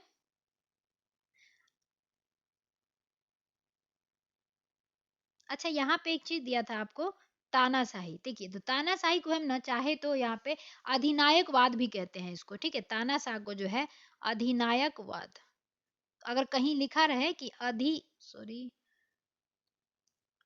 अगर लिखा रहे कहीं पे तानाशाह की जगह पे अधिनायकवाद, तो समझ जाइएगा कि वो तानाशाह की बात हो रही है। यानी कि तानाशाह को जो है आप अधिनायकवाद भी कह सकते हैं, और राजशाही को आप राजतंत्र भी कह सकते हैं, ठीक है। तो ध्यान रखिएगा, राजतंत्र या राजशाही एक ही बात होती है, ठीक है। तो कहीं कहीं वर्ड अगर अलग मिल जाए तो कंफ्यूज नहीं होना है, ठीक है। चलिए, अब यहाँ तक हम देख चुके थे। अब यहाँ देखेंगे तो वहां नहीं कहा जा सकता लोकतंत्र, आगे है। इससे हम लोकतांत्रिक शासन व्यवस्था की पहली विशेषता पर पहुंचे हैं। तो पहली व्यवस्था क्या है, तो लोकतंत्र में अंतिम निर्णय लेने की शक्ति लोगों द्वारा चुने हुए प्रतिनिधि के पास ही होनी चाहिए, ठीक है। तो ध्यान रखिएगा, लोकतंत्र की व्यवस्था में जो है पहली विशेषता हमें ये मिलती है कि लोकतंत्र का जो चुनाव निर्णय ले, अंतिम फैसला जो हो, मुख्य फैसला जो हो, वो किसके द्वारा हो, जो जनप्रतिनिधि हो, यानी कि जनता के द्वारा चुनी गई प्रतिनिधि हो वही करे, जो रिप्रेजेंट कर रहा हो जनता को, ठीक है। तो उसी के द्वारा होना चाहिए। तो ये आप टर्म जो है आप लोग याद रखेंगे, क्यों, क्योंकि ये टर्म जो है आपको ऑप्शन में दिया जाएगा और पूछा जाएगा कि लोकतांत्रिक व्यवस्था से जो है कौन सा जो स्टेटमेंट है वो लागू होता है। तो ये लोकतांत्रिक व्यवस्था में जो है लागू होता है, ठीक है। यही चीज, इतनी सी चीज बताने के लिए आपको ये पूरा चैप्टर इतना दूर तक पढ़ाया गया था। आगे देखते हैं, स्वतंत्र और निष्पक्ष चुनाव का क्या मतलब है और क्या मुकाबला है। तो चीन की संसद को क्वांगुओ रेमिन दाई बिवावो, थोड़ा सा आप लोग ये नाम देख लीजिएगा, दाहियो राष्ट्रीय जन संसद कहते हैं, ठीक है। तो चीन की संसद क्या है, तो राष्ट्रीय जन संसद के नाम से जाना जाता है उसको। चीन की संसद के लिए प्रति 5 वर्ष बाद नियमित रूप से चुनाव होते हैं, ठीक है। ये गौर कीजिएगा कि नियमित रूप से होता है चुनाव। इस संसद को देश का राष्ट्रपति नियुक्त करने का अधिकार भी है। इसमें पूरे चीन से करीब 3,000 सदस्य आते हैं। कुछ सदस्यों का चुनाव सेना से भी करता है। चुनाव लड़ने से पहले सभी उम्मीदवारों को चीनी कम्युनिस्ट पार्टी से मंजूरी लेनी होती है। बस यहीं पे आपको दिख गया कि कम्युनिस्ट पार्टी से हमको क्यों मंजूरी लेना है। यानी सिंपल सी बात है, यहाँ विकल्प की जो है कमी है। तो यहाँ आप कहेंगे कि लोकतांत्रिक शासन व्यवस्था है, बिल्कुल नहीं है, ठीक है, दिखावे मात्र है। 2002 से 3 में हुए चुनाव में सिर्फ कम्युनिस्ट पार्टी और उससे संबंध कुछ छोटी पार्टियों के सदस्यों को ही चुनाव लड़ने की अनुमति मिली। सरकार सदा कम्युनिस्ट पार्टी की ही बनती है। तो सिंपल सी बात है, यहाँ पे जो कहेगा कि चाइना के हम लोकतांत्रिक व्यवस्था को चलाते हैं, तो बिल्कुल नहीं चलाता है वो। आगे देखिए, 1930 में आजाद होने के बाद से मैक्सिको के हर 6 वर्ष बाद राष्ट्रपति चुनने के लिए चुनाव कराए जाते हैं। अब यहाँ पे पूछा जाएगा कि मैक्सिको जो है कब आजाद हुआ था, तो 1930 में हुआ था। जो आप उत्तरी अमेरिका देखेंगे ना, यहाँ पे ऐसा करके है, ये जो है आपको मेक्सिको वाला जो है एरिया है, यहाँ पे यूनाइटेड का वो आपका अमेरिका है, ऊपर कनाडा है। तो ये वाला जो पार्ट है ना, ये मेक्सिको है। ये कब आज़ाद हुआ था? तो 1930 में आज़ाद हुआ था। तो ये आपको याद रखना है कि 1930 में मेक्सिको जो है आज़ाद हुआ था। ये क्वेश्चन बन सकता है, ठीक है? तो ध्यान रखिएगा ये चीज़ें। अब क्या हुआ कि यहाँ पे अब ये चीज़ें याद रखने की ज़रूरत नहीं है कि वहाँ पे 6 वर्ष बाद राष्ट्रपति चुनने के लिए चुनाव कराए जाते हैं। रीड कर लेंगे तो कोई दिक्कत नहीं है, लेकिन ये जरूर याद रखिएगा कि 1930 में मेक्सिको जो है आजाद होता है, ठीक है? अब देखिए क्या कह रहा है कि देश में कभी कभी कभी भी फौजी शासन या तानाशाही नहीं आई। अब ये भी है कि यहाँ पे, अब देखिए यहाँ पे आपको अवलोकन करना है कि हर 6 वर्ष बाद राष्ट्रपति भी चुना जा रहा है, ठीक? चुनाव भी हो रहा है, फौजी शासन भी नहीं है, यहाँ पे तानाशाही भी नहीं आई, लेकिन सन 2000 तक हर चुनाव में PRI, इंस्टीट्यूशनल रिवॉल्यूशनरी पार्टी, इसी का जो है पार्टी को ही जीत मिलती है। तो अब कहेंगे हम कि बार बार ये PRI को ही क्यों जीत मिल रही है? तो क्या ये लोकतांत्रिक व्यवस्था यहाँ सही चल रही है? कहीं ना कहीं गड़बड़ है, ठीक है? तो यहाँ भी नहीं चल रही है, यानी मैक्सिको में भी लोकतांत्रिक व्यवस्था नहीं है, ठीक है? उसके बाद आप देखेंगे विपक्षी दल चुनाव में हिस्सा लेते थे। ये ऐसा नहीं है कि विपक्षी दल जो चुनाव में हिस्सा नहीं ले रहे, लेते थे, पर वो कभी जीत नहीं पाते थे, कभी उन्हें जीत हासिल नहीं होती थी। चुनाव में तरह तरह के हथकंडे अपनाकर हर साल में जीत हासिल करने के लिए PRI कुख्यात थी, ठीक है? सरकारी दफ्तरों में काम करने वाले सभी लोगों के लिए पार्टी की बैठकों में जाना अनिवार्य था। सरकारी स्कूल के अध्यापक अपने छात्र छात्राओं के माँ बाप से PRI के लिए वोट देने को कहते थे। मीडिया भी सब जब तक विपक्षी दलों की आलोचना करने के अलावा उनकी गतिविधियों को नजरअंदाज ही करती थी। तो मीडिया भी चौथा स्तंभ कहा जाता है लोकतंत्र का एक तरह से। तो वो भी अगर आलोचना करने के लिए उनकी गतिविधियों पर नजरअंदाज करती है, तो लोकतंत्र व्यवस्था जो है कहीं ना कहीं डगमगाती है। जैसे आप लोग आज देखेंगे अंजना कश्यप को कई जगह से जो है जनता ने जो है भगाया है, ठीक है? अब देखिए क्या है, कई बार एकदम अंतिम क्षणों में मतदान केंद्रों को एक जगह से हटाकर दूसरी जगह कर दिया जाता था, जिससे अनेक लोग वोट नहीं डाल पाते थे। अब क्या है कि मान लीजिए 10 लोग हैं, 10 लोग में जो है मात्र 2 लोग जो हैं PRI के जो है समर्थक हैं, और 8 लोग जो हैं PRI के समर्थक में नहीं है, ठीक है? फिर भी देखिए क्या होगा कि अगर जो है चुनाव 8 लोगों के समक्ष यहाँ पे गांव में पड़ता है चुनाव, तो इनसे नजदीक पड़ रहा था, अब इनने क्या किया, यहाँ पे चुनाव करवा दिया, ठीक है? अब इनको ये 10 किलोमीटर पड़ रहा है, तो ये लोग क्या सोचे कि छोड़ो, हम चुनाव वोट देने नहीं जाएंगे। अब यही 2 लोग जाके क्या करते हैं, वोट दे देते हैं। तो क्या जीत इसकी नहीं हो जाती है? हो जाएगी बिल्कुल। इतने लोग नापसंद करते हुए भी 2 लोगों के वोट देने से आपका वोट वो जीत जाता है। इसीलिए कहा जाता है हर एक वोट कीमती है। आप लोग वोट जो है जाकर जरूर दें। इसीलिए कहा जाता है। ठीक है? देखते हैं ना, वोट आता है तो चुनाव आयोग क्यों करती है ये? आप लोगों को जागरूक करने का काम क्यों करती है? इसीलिए करती है चीजें, समझा? अब समझ में आ गया होगा ना? तो PRI अपने उम्मीदवारों के चुनाव अभियान पर काफी पैसे खर्च करती है। अब क्या होता है कि जो उम्मीदवार हैं चुनाव के, ठीक है, उन पे काफी पैसे खर्च किए जाते हैं, प्रलोभन भी देना होता है, बैनर वगैरह भी सब छपाने होते हैं, और बोतलें भी बांटनी होती है बिहार में। तो ये सब चीजें और देखने को मिलती हैं, और भारत में देखने को मिलती है एक तरह से देखा जाए तो। हम ऊपर वर्णित चुनाव के लोगों द्वारा अपना शासक चुनने का उदाहरण मान सकते हैं। इन उदाहरणों को पढ़ने के बाद तो यही लगता है कि हम ऐसा नहीं कह सकते कि यहाँ काफी सारी समस्याएं हैं। चीन के चुनाव में लोगों के सामने कोई वास्तविक या गंभीर विकल्प ही नहीं होता। लोगों को शासक दल या उसके द्वारा स्वीकृत उम्मीदवारों को ही वोट देना पड़ता है। क्या हम इसे मनपसंद चुनाव कह सकते हैं? बिल्कुल नहीं कह सकते। मैक्सिको के मामले में ऐसा लगता है कि कहने का विकल्प होते हुए भी असल में वहां की जनता के पास कोई दूसरा विकल्प ना था। किसी भी तरह वहां का शासक दल को पराजित नहीं किया जा सकता था। लोगों के चाहने पर भी नहीं, वहां हुए चुनाव निष्पक्ष नहीं थे। तो निष्पक्ष चुनाव होना ही लोकतांत्रिक व्यवस्था को जो है प्रतिष्ठापित करता है, यानी कि स्थापित करता है, ठीक है? चुनाव भी होना चाहिए, लेकिन निष्पक्ष होना चाहिए, ये बात आप लोगों को समझ आना चाहिए। और ध्यान रखिएगा, मैं यहाँ पे जो भी किसी भी सत्ता के बारे में बात कर रही हूँ, तो उससे मेरा कोई लेना देना नहीं है, मैं सिर्फ आप लोगों को समझाने की बात कर रही हूँ, ठीक है?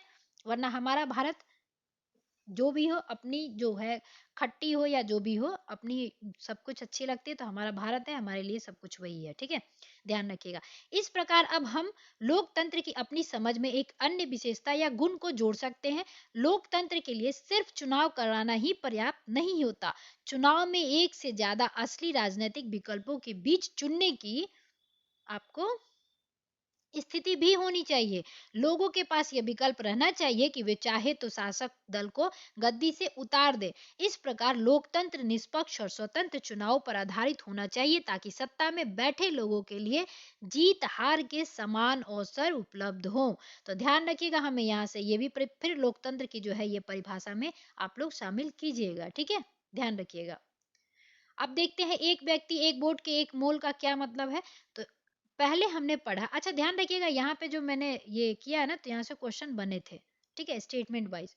आगे है कि पहले हमने पढ़ा है कि किस तरह लोकतंत्र के लिए होने वाला संघर्ष सार्वभौम वयस्क वयस्क मताधिकार के साथ जुड़ा था। अब यहाँ पे थोड़ा सा नोट करूंगी, सार्वभौम वयस्क मताधिकार का मतलब ये होता है कि वयस्क हो यानी 18+ हो, और किसी भी तरह का सार्वभौम यानी कि किसी भी तरह का किसी से भी जाति लिंग धर्म अमीरी गरीबी क्षेत्रीय किसी भी प्रकार का भेदभाव नहीं किया जाए कि वो गोरा है वो काला है वो अमीर है वो गरीब है वो औरत है वो जेंट्स है वो तीसरा जो भी है, इस तरह का किसी भी तरह का भेदभाव ना किया जाता है, उसी को सार्वभौम वयस्क मताधिकार कहा जाता है, ठीक है, ध्यान रखिएगा। अब इस सिद्धांत को लगभग पूरी दुनिया में मान लिया गया है, पर किसी व्यक्ति को मतदान के समान अधिकार से वंचित करने के उदाहरण भी कम नहीं है, ध्यान रखिएगा। और ये भी है कि अगर एक आदमी एक वोट देता है तो उसका वोट भी एक ही गिना जाएगा, चाहे वो खुद प्रधानमंत्री ही क्यों ना वोट दिए हों तो उनका भी वोट एक ही माना जाएगा, और चाहे क्यों ना आप खुद एक वोट दिए हो तो आपका भी वोट एक ही माना जाएगा। यानी कि यहाँ पे आप देखेंगे बराबरी दिखाई दिखाई जा रही है, ना कि आपको किसी भी तरह का भेदभाव किया जा रहा है, ठीक है, तो ध्यान रखिएगा ये चीजें। वहीं पे आप कहेंगे कि वयस्क मताधिकार यानी सार्वभौम वयस्क मताधिकार है, जहां पे ऐसी चीजें देखने को मिले। अब यहाँ से आप देखेंगे 2015 तक सऊदी अरब में औरतों को वोट देने का अधिकार ही नहीं था। तो जब औरतें वोट देने का अधिकार नहीं रखती हैं तो यहाँ पे भेदभाव किया गया ना लिंग पे, तो ये सार्वभौम अधिकार नहीं होगा। तो यानी कि यहाँ पे सार्वभौम अधिकार नहीं है सऊदी अरब में। अगला देखते हैं, एस्टोनिया ने अपने यहाँ नागरिकता के नियम कुछ इस तरह से बनाए हुए हैं कि रूसी अल्पसंख्यक समाज के लोगों को मतदान का अधिकार हासिल करने में मुश्किल होती है। अब एक्चुअली क्या है, आप देखेंगे यहाँ पे यूरोप के बाद यहाँ पे पहले यहाँ यूरोप है, यहाँ पे आपका रसिया है, रसिया के यहाँ पे छोटा सा देखेंगे आप एस्टोनिया है, ठीक है। अब कुछ लोग जो है ना एस्टोनिया में आ गए रसिया से। अब रसिया के जो लोग यहाँ आए हैं ना एस्टोनिया में, वो क्या करता है, एस्टोनिया उनके साथ भेदभाव करता है, नागरिकता देने में भी उन्हें जो क्या करता है हिचकिचाता है। जैसे बहुत से लोग आपने अभी देखा होगा म्यांमार से जो है भाग के आ रहे थे लोग अपने बांग्लादेश और अपने पश्चिम बंगाल के साइड में, तो उधर से लोग आ रहे थे तो क्या हो रहा था कि भारतीय भी कह रहे थे कि नहीं हम उन्हें नागरिकता नहीं देंगे। 2019 में आपने संशोधन भी देखा था, क्वेश्चन भी पूछे गए थे आपने, 1955 जो अपना अधिनियम है उसमें भी देखा आपने संशोधन, कि जो भी मुस्लिम मतलब राष्ट्र से जो भी मुस्लिम को छोड़ के जो भी कास्ट आ रहे थे उनको नागरिकता देने पे सहमति अभी दे भी दिया गया है मार्च में, ठीक है, उस पे मतलब पारित कर दिया गया है उसको, ठीक है। करंट अफेयर का वो क्वेश्चन भी है वो, कि उसको जो है पारित कर दिया गया है। तो वो चीजें आपने देखी थी, वैसे ही एस्टोनिया करता था कि वहां के लोगों को, रसिया के लोगों के आए हुए लोगों को क्या करता था, वोट में शामिल नहीं करता था, मतदान देने के अधिकार से जो है वंचित करता था। तो आपसे पूछा जाए कि क्या एस्टोनिया में सार्वभौमिक अधिकार वयस्क मताधिकार की व्यवस्था स्थापित है, तो बिल्कुल नहीं है, ठीक है ना। तो कौन कौन हो गया, एक तो सऊदी अरब आपको दिख रहा है, यहाँ पे एस्टोनिया दिख रहा है। अब आगे देखेंगे फिजी। तो फिजी की चुनाव प्रणाली में वहां के मूल वासियों के वोट का महत्व भारतीय मूल के फिजी नागरिकों के वोट से ज्यादा है। अब क्या होगा कि फिजी का जो इंसान होगा, जैसे ऑस्ट्रेलिया, देखिए यहाँ पे ऑस्ट्रेलिया है ना, ऐसा नहीं बनता ऑस्ट्रेलिया, ठीक है, जैसे ऐसा देखेंगे ना ऑस्ट्रेलिया है ना आपका, ये अंदर धसा हुआ है, ऐसे ऑस्ट्रेलिया है, ठीक है, ऐसा टाइप का कुछ ऑस्ट्रेलिया है। इसके यहाँ पे छोटा सा देखेंगे आप फिजी दिखाई देगा आपको। तो ये फिजी जो है ना, पहले क्या होता था, भारतीय यहाँ जाते थे, आपने गिरमिटिया मजदूर भी सुना होगा, इतिहास में मैंने पढ़ाया भी है गिरमिटिया मजदूर, और रामचंद्र बाबा के बारे में भी पढ़ाया है। तो गिरमिटिया मजदूर जब जाते थे ना, जैसे कि आप फिजी में देखेंगे बहुत सारे भारतीय हैं। तो ये क्या करता है फिजी वाला जो है, फिजी कहता है कि फिजी के जो इंसान है वो एक वोट देंगे तो उनका वोट जो है 1 माना जाएगा या 4 माना जाएगा, ठीक है? चलिए ऐसे समझ में आएगा कि फिजी वाले जो हैं ये फिजी वाले हैं, ठीक है? ये 1 वोट देंगे तो इनकी 4 वोट गिनती की जाएगी। लेकिन वहीं जो है अगर भारत से आए हुए जो फिजी में हैं, भारतवासी, तो वो वोट अगर देते हैं तो वो 4 मिलके अगर वोट देंगे तो उनका 1 वोट के बराबर माना जाएगा। तो यहाँ पे अंतर किया गया ना, 1 वोट के बराबर नहीं माना गया, ठीक है? तो ये क्या हो गया आपका, यहाँ पे ये हो गया कि यहाँ पे भेदभाव किया जा रहा है इंसान के अंदर में, ठीक है? इंसानियों में, मतलब ह्यूमैनिटी में कहेंगे या निवासियों में। तो ये तीसरा जो आपका क्या होगा, फिजी हो गया। तो ये क्वेश्चन जो है आपका बना था बीपीएससी ट्री 2.0 में कि कहाँ कहाँ जो है सार्वभौमिक वयस्क मताधिकार नहीं है, ठीक है? अब देखेंगे जैसे कि आप 1893 में आपका न्यूजीलैंड में वयस्क मताधिकार था, और कौन कौन से जगह पे जो है वयस्क मताधिकार है, तो जैसे न्यूजीलैंड हो गया, रूस हो गया, जर्मनी हो गया, नीदरलैंड हो गया, ब्रिटेन हो गया, श्रीलंका हो गया, तुर्की, फ्रांस, उसके बाद आपके Bharat, Argentina, Malaysia, Australia, America, Spain, दक्षिण अफ्रीका, ये सब थे। अब ध्यान रखिएगा, हमने जब 1926 आपका जब हमारा संविधान लागू होता है 1950 में, तो उसी समय से जो है हम अपने यहाँ क्या करते हैं, वयस्क मताधिकार, सार्वभौमिक वयस्क मताधिकार, यानी कि किसी भी तरह का भेदभाव नहीं करते हैं। तब से ही भारत में जो है, जब से आजाद हुआ, अपने स्वायत्ता हाथ में हमने संविधान को अंगीकृत किया, तब से ही हमारे भारत में जो है वयस्क मताधिकार, सार्वभौमिक वयस्क मताधिकार जो है लागू है। इसीलिए भारत को जो है कहीं ना कहीं कहा जाता है कि लोकतांत्रिक व्यवस्था में अभी भी आगे है। वहीं देखेंगे अमेरिका का, जैसे देखेंगे तो अमेरिका कब आजाद हुआ था, अमेरिका आजाद हुआ था आपका 1776 को, ठीक है? लेकिन जब वो संविधान को लागू किया ना 1787 में, उसने लोकतांत्रिक संविधान ही लागू किया था, ठीक है? 1787 में उसने लोकतांत्रिक संविधान लागू किया, लेकिन उस समय जो है वो महिलाओं को वोट देने का अधिकार नहीं देता था। 1965 से जो है सार्वभौमिक अधिकार जो है अमेरिका में लागू होता है, ठीक है? और रूस में कब हुआ था, तो 1917 में बोल्शेविक क्रांति, आप लोगों को याद होगा। उस समय से जो है रूस में जो है सार्वभौमिक वयस्क मताधिकार जो है शामिल होता है। आप चीज एक देखेंगे, लोकतांत्रिक जो व्यवस्था है ना कहीं 1789 का जो फ्रांस की क्रांति होती है ना, उससे बहुत ज्यादा उजागर होता है, जागरूक होते हैं लोग उससे। जब बंधुता वगैरह की बात होने लगती है, राष्ट्रीय अखंडता एकता की बात होती है, तब से ज्यादा जो है लोकतांत्रिक प्रभावी होने लगता है, लोगों को समझ आने लगता है।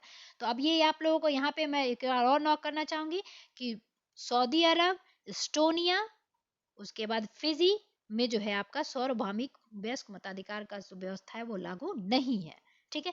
देखिए आप लोग अगर स्लो लग रहा होगा तो प्लीज स्पीड को जो है फास्ट कर लीजिएगा आप लोग और देख लीजिएगा। लोकतंत्र राजनैतिक समानता के बुनियादी सिद्धांत पर आधारित है। इस प्रकार हम लोकतंत्र की तीसरी विशेषता को जान लेते हैं। लोकतंत्र में हर वयस्क मताधिकारी का एक वोट होना चाहिए और हर वोट का एक समान मूल्य होना चाहिए, ठीक है? और अध्याय 3 में हम इसके बारे में ज्यादा विस्तार से भी पढ़ेंगे। तो अब समझ में आया होगा आपको कि एक तो आपका विकल्प होना चाहिए, निष्पक्ष चुनाव होना चाहिए, दूसरी चीज ये कि सभी को वोट देने का अधिकार होना चाहिए, और सभी का वोट जो है एक समान गिनती करना चाहिए, चाहे वो पीएम हो या राष्ट्रपति हो या एक भिखारी ही क्यों ना हो, उसके पास अगर वोटर आईडी है तो वो जाके वोट देगा तो वो भी उसके बराबर ही माना जाएगा, ठीक है? अब देखिए, अब यहाँ पे दिया है आखिरकार एक व्यक्ति एक वोट, ठीक है? तो सबने अपनाया। वो भी क्या दिन थे जब हम मैं ही एक व्यक्ति और मेरा ही एकमात्र वोट था और यही मुझे पसंद था। अब ये उस समय जो है कार्टून्स बनाए गए हैं। अब ये देखिए, यह कार्टून सद्दाम हुसैन के शासन को उखाड़ फेंकने के बाद हुए चुनावों से संबंधित है। उन्हें जेल में बंद कर दिया गया। यह कार्टूनिस्ट क्या कहना चाहता है, इस कार्टून के संदेश को आप लोग समझना चाहेंगे। वयस्क मताधिकार के बारे में बात कर रहा है वो, ठीक है? अब अगला देखेंगे, कानून का राज और अधिकारियों का आदर। तो जिम्बाब्वे, अब यहाँ पे देखिए ये वाला क्वेश्चन ऐसे ही पूछा गया था कि कौन सा देश है जो 1980 में श्वेतों या गोरों के द्वारा जो है शासन से मुक्ति पाया था। तो ये क्वेश्चन बना है, तो याद रखिएगा 1980 में जो है अल्पसंख्यक गोरों के शासन से जिम्बाब्वे जो है मुक्ति पाया था, ठीक है? मैं क्वेश्चन जरूर बनाऊंगी वीडियो का, ठीक है? आप लोगों को दिखा दूंगी वो क्वेश्चन जो पूछे गए हैं जो भी।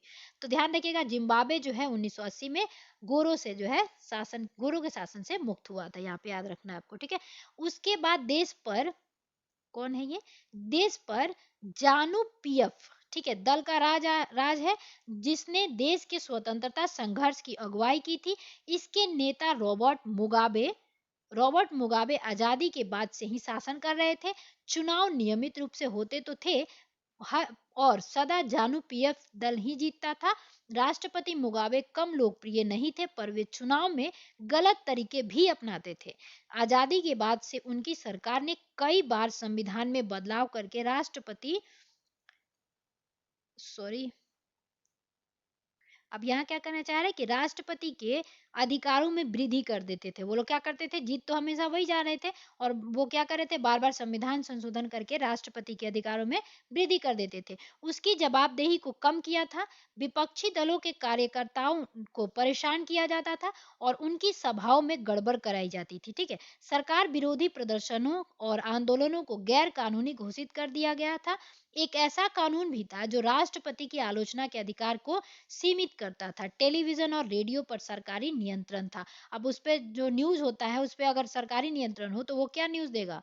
ठीक है, गलत मतलब उनके पक्ष में ही देगा, और उन पर सिर्फ शासक दल के विचार ही प्रसारित किए जाते थे। अब सोचिए, अखबार स्वतंत्र थे, पर सरकार की आलोचना करने वाले पत्रकारों को परेशान भी किया जाता था। सरकार ने कुछ ऐसे अदालती फैसलों की परवाह नहीं की जो उसके खिलाफ जाते थे, और उसने जजों के ऊपर भी क्या किया, दबाव डाल दिया।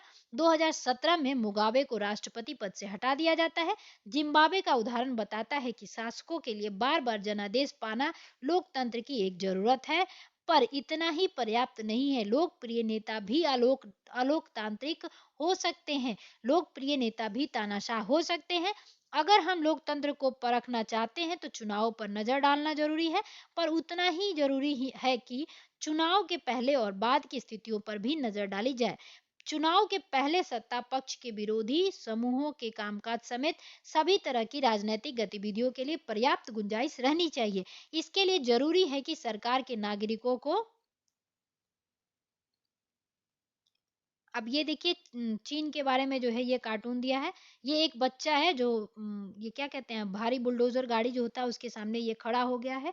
ठीक है, ये बहुत फेमस भी हुआ था। तो यहाँ पे देखिए, चीनी सरकार ने गूगल और याहू जैसी लोकप्रिय वेबसाइटों पर बंदिशें लगाकर इंटरनेट पर सूचना से मुक्त प्रवाह कर रोक दिया है। इस कार्टून ने इसी प्रकार की टिप्पणी की गई है। ठीक है, टैंक और निहत्थे छात्र की तस्वीर पाठकों के चीन के ऐसी हालत के इतिहास से, या देखेंगे आप, गूगल भी यूज नहीं करता वो, बाइडेन करके यूज करता है वो गूगल अति आपका चाइना जो है। ठीक है, तो वो क्या है, वो अपने जो जनता है उस पर थोड़ा सा जो है अपना प्रभाव रखता है, यानी शासन व्यवस्था जो है रखता है कि कैसे जो है लोगों तक कैसे क्या न्यूज पहुंचाना है। ठीक है, कुछ बुनियादी अधिकारों का आदर करें, उनको सोचने की, अपनी राय बचाने की, सार्वजनिक रूप से अपने विचार व्यक्त करने की, संगठन बनाने की, विरोध करने की और अन्य राजनीतिक गतिविधियों करने का स्वतंत्रता होनी चाहिए।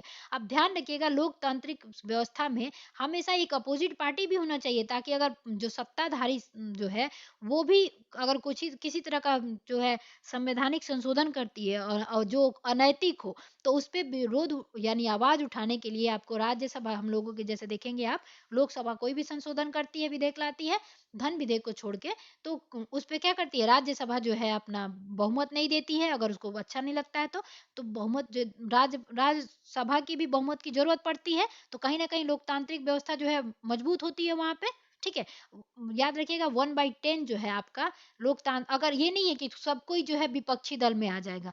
विपक्षी दल भी वही बनता है जिसमें जनता जो है कम से कम जितने भी लोकसभा की सीट होती है, जैसे अपने यहाँ 545 लोकसभा की सीट है, लेकिन 543 के लिए चुनाव की जाती है, तो उसका जो है ना 1/10 यानी कि लगभग आप 55 तक देखेंगे, लगभग उतना जो है अगर विपक्षी दल जो बनता है उसको वोट मिला रहता है जनता का, तभी वो विपक्षी दल में भी शामिल हो सकता है, उसको विपक्षी दल का जो दर्जा दिया जाता है। क्यों? क्योंकि वो भी जनता के द्वारा कहीं ना कहीं पसंद किया गया है। ठीक है, तो उसको बनाया जाता है प्रहरी के रूप में, कि अगर किसी भी प्रकार का सत्ताधारी जो है चुनाव में ये संविधान में चेंजेस करती है तो आप आवाज उठाओगे। तो विरोध करने वाले राजनीतिक दल भी होने बहुत जरूरी है लोकतंत्र को मजबूत बनाने में। ठीक है, तो यही चीज वो कहना चाह रहा था। कानून की नज़र में सभी लोगों की समानता भी होनी चाहिए। इन अधिकारों की रक्षा स्वतंत्र न्यायपालिका को करनी चाहिए। अब देखिए, हमारे यहाँ न्यायपालिका जो है किसी भी तरह से किसी भी दबाव में आके निर्णय नहीं लेती। हमारे भारत की जो न्यायपालिका है वो स्वतंत्र रूप से कार्य करती है। ठीक है, वही चीज ये कहना चाह रहा है कि वैसा होना चाहिए, जिसकी आदर्शों का पालन सब लोग करते हैं। इन आदर्शों के बारे में हम अधिकार विस्तार से क्या किसमें पढ़ेंगे, अध्याय 5 में पढ़ेंगे। ठीक है, अब देखिए इसी प्रकार कुछ दूसरी शर्तें जो चुनाव के लिए बाद सरकार चलाने के तौर तरीकों पर लागू होती है। एक लोकतांत्रिक सरकार सिर्फ इस कारण से मनमानी नहीं कर सकती कि उसने चुनाव जीता है, ठीक है? उसे भी कुछ बुनियादी तौर तरीकों का पालन करना होता है। खास तौर से उसे अल्प मत वाले समूहों को दी गई गारंटियों का आदर करना होता है। हर प्रमुख फैसले लंबे विचार विमर्श के बाद लेना होता है। हर पदाधिकारी को उस पद के साथ जुड़े अधिकारी और जिम्मेदारियां सावधानी द्वारा संविधान द्वारा दी जाती है। तो ध्यान रखिएगा, ये चीज मैंने बताया ही अभी आप लोगों को विपक्षी दल के बारे में। उसके बाद देखिए ये सभी ना सिर्फ जनता के प्रति उत्तरदायी हैं बल्कि अन्य स्वतंत्र अधिकारियों के प्रति भी उनकी जवाबदेही होती है। इसके बारे में हम ज्यादा विस्तार से अध्याचार में पढ़ेंगे। इस प्रकार हम लोकतंत्र की चौथी और अंतिम विशेषता को रेखांकित कर सकते हैं। एक लोकतांत्रिक सरकार संवैधानिक कानूनों और नागरिक अधिकारों द्वारा खींची लक्ष्मण रेखाओं के भीतर ही कायम रहती है। यानी कि संविधान क्या है, लक्ष्मण रेखा का काम करता है। तो ध्यान रखिएगा, लोकतांत्रिक सरकार भी वही कहलाएगी जो बाद में भी चुने जाने के बाद भी वो अपनी सीमा और दायरे में रहकर ही काम करे, हिटलर बनने की कोशिश ना करे। ठीक है। अब देखते हैं परिभाषाओं का सारांश में थोड़ा सा। तो आइए अब तक हुई चर्चा को समेट लेते हैं। हमने लोकतंत्र की इस सरल सी परिभाषा से बात तो शुरू की थी। लोकतंत्र सरकार का एक ऐसा रूप है जिसमें शासकों का चुनाव लोग करते हैं। हमने पाया कि जब तक हम इसके प्रमुख शब्दों के बारे में और स्पष्ट ना हो जाए, परिभाषा पर्याप्त नहीं है। अनेक उदाहरण के जरिए हमने शासन के एक तरीके के रूप में लोकतंत्र के चार विशेषताओं को देखा। हमने नोट किया ही था कौन कौन सी व्यवस्था जो आपकी विशेषता थी, ठीक है, रेखांकित किया। इनके अनुसार लोकतंत्र शासन का एक ऐसा रूप है जिसमें लोगों द्वारा चुने गए शासन ही सारे प्रमुख फैसले करते हैं। तो ध्यान रखिएगा यहाँ पे अब ये विशेषता यहीं पे जो है आपको समेट के बताई जा रही है। तो इस पैटर्न ये जो चैप्टर है अभी जो आपके सामने आ रहा है इसको बिल्कुल याद कर लेना है आपको, ठीक है। लोकतांत्रिक व्यवस्था के बारे में ये बताई जा रही है, ठीक है। चुनाव लोगों के लिए निष्पक्ष अवसर और इतने विकल्प उपलब्ध कराता है कि वे चाहें तो मौजूदा शासकों को बदल भी सकते हैं, ठीक है। यह विकल्प और अवसर सभी लोगों को समान रूप से उपलब्ध हो और इस चुनाव से बनी सरकार संविधान द्वारा तय बुनियादी कानूनों और नागरिक अधिकारों के दायरे को मानते हुए काम करती है। ध्यान रखिएगा। तो ये लोकतांत्रिक व्यवस्था जो शासन व्यवस्था है उसके बारे में कुछ संक्षेप में जो है आपको परिभाषा ये चारों जो है आपकी दी गई हैं, ध्यान रखिएगा, ठीक है। तो इसीलिए अगर नई पार्टी अगर कोई आती है ना सत्ता में अच्छा करना चाहती है तो आम जनता को जो है उसको भी मौका देना चाहिए। ये नहीं कि हाँ एक ही जन पार्टी को जो है जिताए जा रहे हैं जिताए जा रहे हैं, ठीक है। ध्यान रखिएगा। अब ये देखिए कुछ चीजें दी गई हैं तो इसका मिलाप करना है, तो चलिए देख लेते हैं क्या ये दिया है, ठीक है। ये दिया है कि लोकतंत्र के कामकाज या उसकी अनुपस्थिति के इन 5 उदाहरणों को पढ़िए। इनका मेल लोकतंत्र की उन प्रासंगिक विशेषताओं से कराए जिनकी चर्चा ऊपर की गई है। तो ध्यान रखिएगा, पहले तो मैं ये बताना चाहूंगी कि ये जो भी विशेषता दिया गया है ना, जैसे कानून का शासन, अधिकारों का सम्मान, एक व्यक्ति एक वोट एक मोल, स्वतंत्र एवं निष्पक्ष चुनावी मुकाबला, चुने हुए नेताओं द्वारा प्रमुख फैसले, ये सब क्या है, ये लोकतंत्र शासन व्यवस्था के विशेषता है। तो यहीं पे आप शॉर्ट फॉर्म में याद कर लीजिएगा, ठीक है।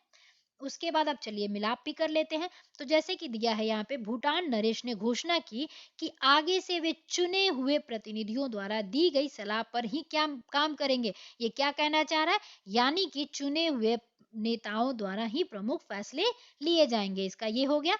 आगे कह रहा है भारत से गए अनेक तमिल मजदूरों को श्रीलंका में वोट डालने का अधिकार नहीं दिया गया। तो अब ये क्या कह रहा है कि ये एक व्यक्ति एक वोट एक मोल का जो है उससे रिलेटेड जो है ये उदाहरण है। उसके बाद आपका कह रहा है नेपाल नरेश ने राजनीतिक जमावड़ों प्रदर्शनों और रैलियों पर रोक लगा दी। तो अब ये किसका कहना चाह रहा है, ये कहना चाह रहा है आपको कि अधिकारों से, यानी ठीक है, यानी कि अधिकारों का आपके सम्मान हुआ है, ठीक है। तो ये हो गया। उसके बाद कह रहा है भारत के सर्वोच्च न्यायालय ने बिहार विधानसभा भंग करने को असंवैधानिक ठहराया। तो ये क्या असंवैधानिक ठहराया, यानी कि कानून का शासन चल रहा है, ठीक है, जैसे सर्वोच्च न्यायालय देखेंगे आप। उसके बाद कह रहा है कि बांग्लादेश की राजनीतिक पार्टियां इस बात पर सहमत हुई कि चुनाव के समय किसी पार्टी की सरकार ना रहे। तो ये क्या है, स्वतंत्र और निष्पक्ष चुनावी मुकाबला है, ठीक है ना। अब यहाँ पे मिलान कर दिया है मैंने, तो आप लोग देख लीजिएगा एक बार अच्छे से इसको, ठीक है। अब चलिए आगे देखते हैं। अब आगे है कि लोकतंत्र ही क्यों। तो इसको भी देख लेते हैं।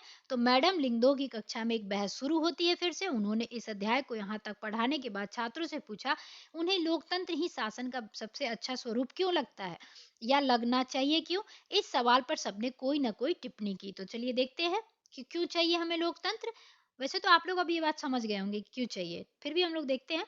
योलोंदा योलांदा जो है कहती है, हम लोकतांत्रिक देश में रहते हैं। दुनिया भर के सभी जगह के लोग लोकतंत्र चाहते हैं।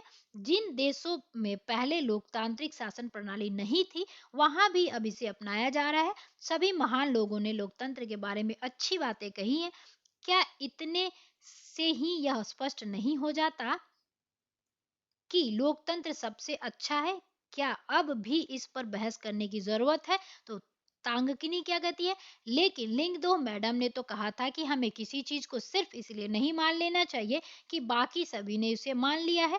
क्या ऐसा नहीं हो सकता कि बाकी सभी लोग गलत रास्ते पर जा रहे हो? तो हो भी सकता है। ठीक है, तो अपनी ज़रूरतों के अनुसार सबको अपनी जो व्यवस्थाएँ होती है वो सही लगती हैं। जेनी कहती है, हाँ, यह गलत रास्ता ही है। लोकतंत्र ने हमारे देश को क्या दे दिया है? आधी सदी से ज़्यादा समय से लोकतंत्र है और तब भी देश में इतनी अधिक गरीबी है। तो सिंपल सी बात है, आज भी क्षेत्रीय जो गैप है वो बहुत सारा देखा जाता है। ठीक है, अब रिव्यांग क्या कहती है, लेकिन लोकतंत्र इसमें क्या कर सकता है? क्या हमारे यहाँ लोकतंत्र के कारण गरीबी है या फिर लोकतंत्र होने के बावजूद भी गरीबी है? तो ये भी बात कहीं न कहीं सही है। ठीक है, अब जेनी देखिए क्या कहती है। तो जेनी कहती है, जो भी है, इससे क्या फ़र्क पड़ता है? मुद्दा यह है कि हमें इसे शासन का सर्वोच्च रूप नहीं मान सकते। लोकतंत्र का मतलब है अराजकता, अस्थिरता, भ्रष्टाचार और दिखावा। राजनेता आपस में ही लड़ते रहते हैं, देश की परवाह किसी भी किसे है? तो ध्यान रखिएगा आप लोग ये चीज़, ये भी क्वेश्चन पूछा गया था, जो लोकतंत्र के मतलब में पूछा गया था कि लोकतंत्र क्या अस्थिरता को मतलब दिखाता है? तो बिल्कुल दिखाता है। क्या ऐसा नहीं लगता है आपको कि लोकतंत्र कब आपने सत्ता में शासन को चुनते गए, सुनते चुनते गए, बाद में कहीं ऐसा ना हो कि वो बाद में जाके आपका संविधान में ही संशोधन कर दे और किसी भी प्रकार का आप रोक ना कर पाएँ। तो क्या होगा? ये संशय जो हमेशा बना रहता है। अब क्या म्यांमार में 2021 से पहले लोकतंत्र नहीं था? था, लेकिन ये 2021 में क्या हुआ? सैन्य तख्तापलट हो गया। तो क्या कहेंगे? संशय में हमेशा बना रहता है, यानी अस्थिरता दिखता है, भ्रष्टाचार इसलिए दिखता है कि आजकल देखेंगे पैसों वाले ही जो हैं चुनाव में खड़े होते हैं, तो भ्रष्टाचार इसको सीधा कहेंगे। पहले क्या था, अभी देखिए 95, पहले 70 लाख जो है चुनाव आयोग खर्च करने के लिए कहती थी। अब क्या है, 95 लाख तक आप खर्च कर सकते हैं चुनाव पे। तो इलेक्ट्रॉनिक बॉन्ड सुना ही होगा आपने। तो क्या आपको लगता है कि एक आम आदमी जो है चुनाव में खड़ा हो सकता है? तो ये सब चीजें भी जो है आपको दिखाई देता है कि लोकतंत्र में कहीं ना कहीं छुपा रहता है। ठीक है, अब आगे देखते हैं। तो पाइमोन क्या कहता है, तो फिर इसकी जगह कौन सी प्रणाली होनी चाहिए? क्या अंग्रेजी हुकूमत वापस लाई जाए, बाहर से किसी राजा को देश पर शासन करने के लिए बुलाया जाए? तो आपसे अब पूछा जा रहा है, क्या लोकतंत्र और राजतंत्र में दोनों में आप कौन चुनना चाहेंगे? तो सिंपल सी बात है, राजतंत्र कोई नहीं चुनना चाहेगा, लोकतंत्र को ही चुनना चाहेगा। ठीक है, अभी ये वाला वर्ड जो है आपने कहीं ना कहीं मेरे ख्याल से किनसे सुना होगा आपने? प्रियंका गांधी जो है उनसे सुना होगा, अभी चुनाव के दायरे में इस समय बोली थी वो कि अगर हमने जो है लोकतंत्र को स्थापित नहीं किया अच्छे से, तो कैसे जो है एक चाय वाला जो है पीएम बन गया। तो कहीं ना कहीं वो सही भी थी, है ना? कहीं ना कहीं वो सही दिख रही है ना। तो राजतंत्र होता तो कहीं ना कहीं गांधी के ही परिवार के होते कोई ना कोई। लोकतंत्र है तभी तो एक चाय वाला हो या कोई भी हो, प्रधानमंत्री बनने के भी सपने देख सकता है। ठीक है, अब देखिए रोज कहता है कि पता नहीं, पर मुझे लगता है कि देश को एक मजबूत नेता की जरूरत है। ऐसे नेता जिसे चुनाव की, संसद की परवाह ना हो, एक ही नेता के पास सारे अधिकार हो, देश के हित में जो कुछ जरूरी हो सब करने में उसे सक्षम होना चाहिए। सिर्फ इसी से देश में गरीबी और भ्रष्टाचार खत्म होंगे। तो ये अपने अनुसार कह रहा है, लेकिन कहीं ना कहीं ये नहीं सही है। और सही भी है, क्योंकि ज़्यादा लोग होंगे तो ज़्यादा ओपिनियन रखेंगे, झगड़ा होना शुरू हो जाएगा। 5 लोगों के अगर रखिए और एक निष्कर्ष निकालिए, तो 5 लोग हैं जो 1 घंटा लेंगे, तो वहीं एक लोग को जो अगर निष्कर्ष निकालना होगा तो वो 1 घंटे के आधा मिनट, आधा घंटा में ही निकाल देगा निष्कर्ष। ठीक है? तो ये चीज़ें कहीं न कहीं कॉन्ट्राडिक्ट भी करती हैं। ठीक है? देखिए, एक चीज़ तो सीधा-सा, साफ-सा, सिंपल-सा है कि लोकतंत्र में जितना आप घुसोगे अंदर, उतना ही इसके लूपहोल मिलेंगे और जितना देखोगे आप कहीं पॉजिटिव मिलेगा तो साला कहीं, सॉरी, कहीं निगेटिव भी मिलेगा। ठीक है, तो ये चीज आप लोग ध्यान रखिएगा।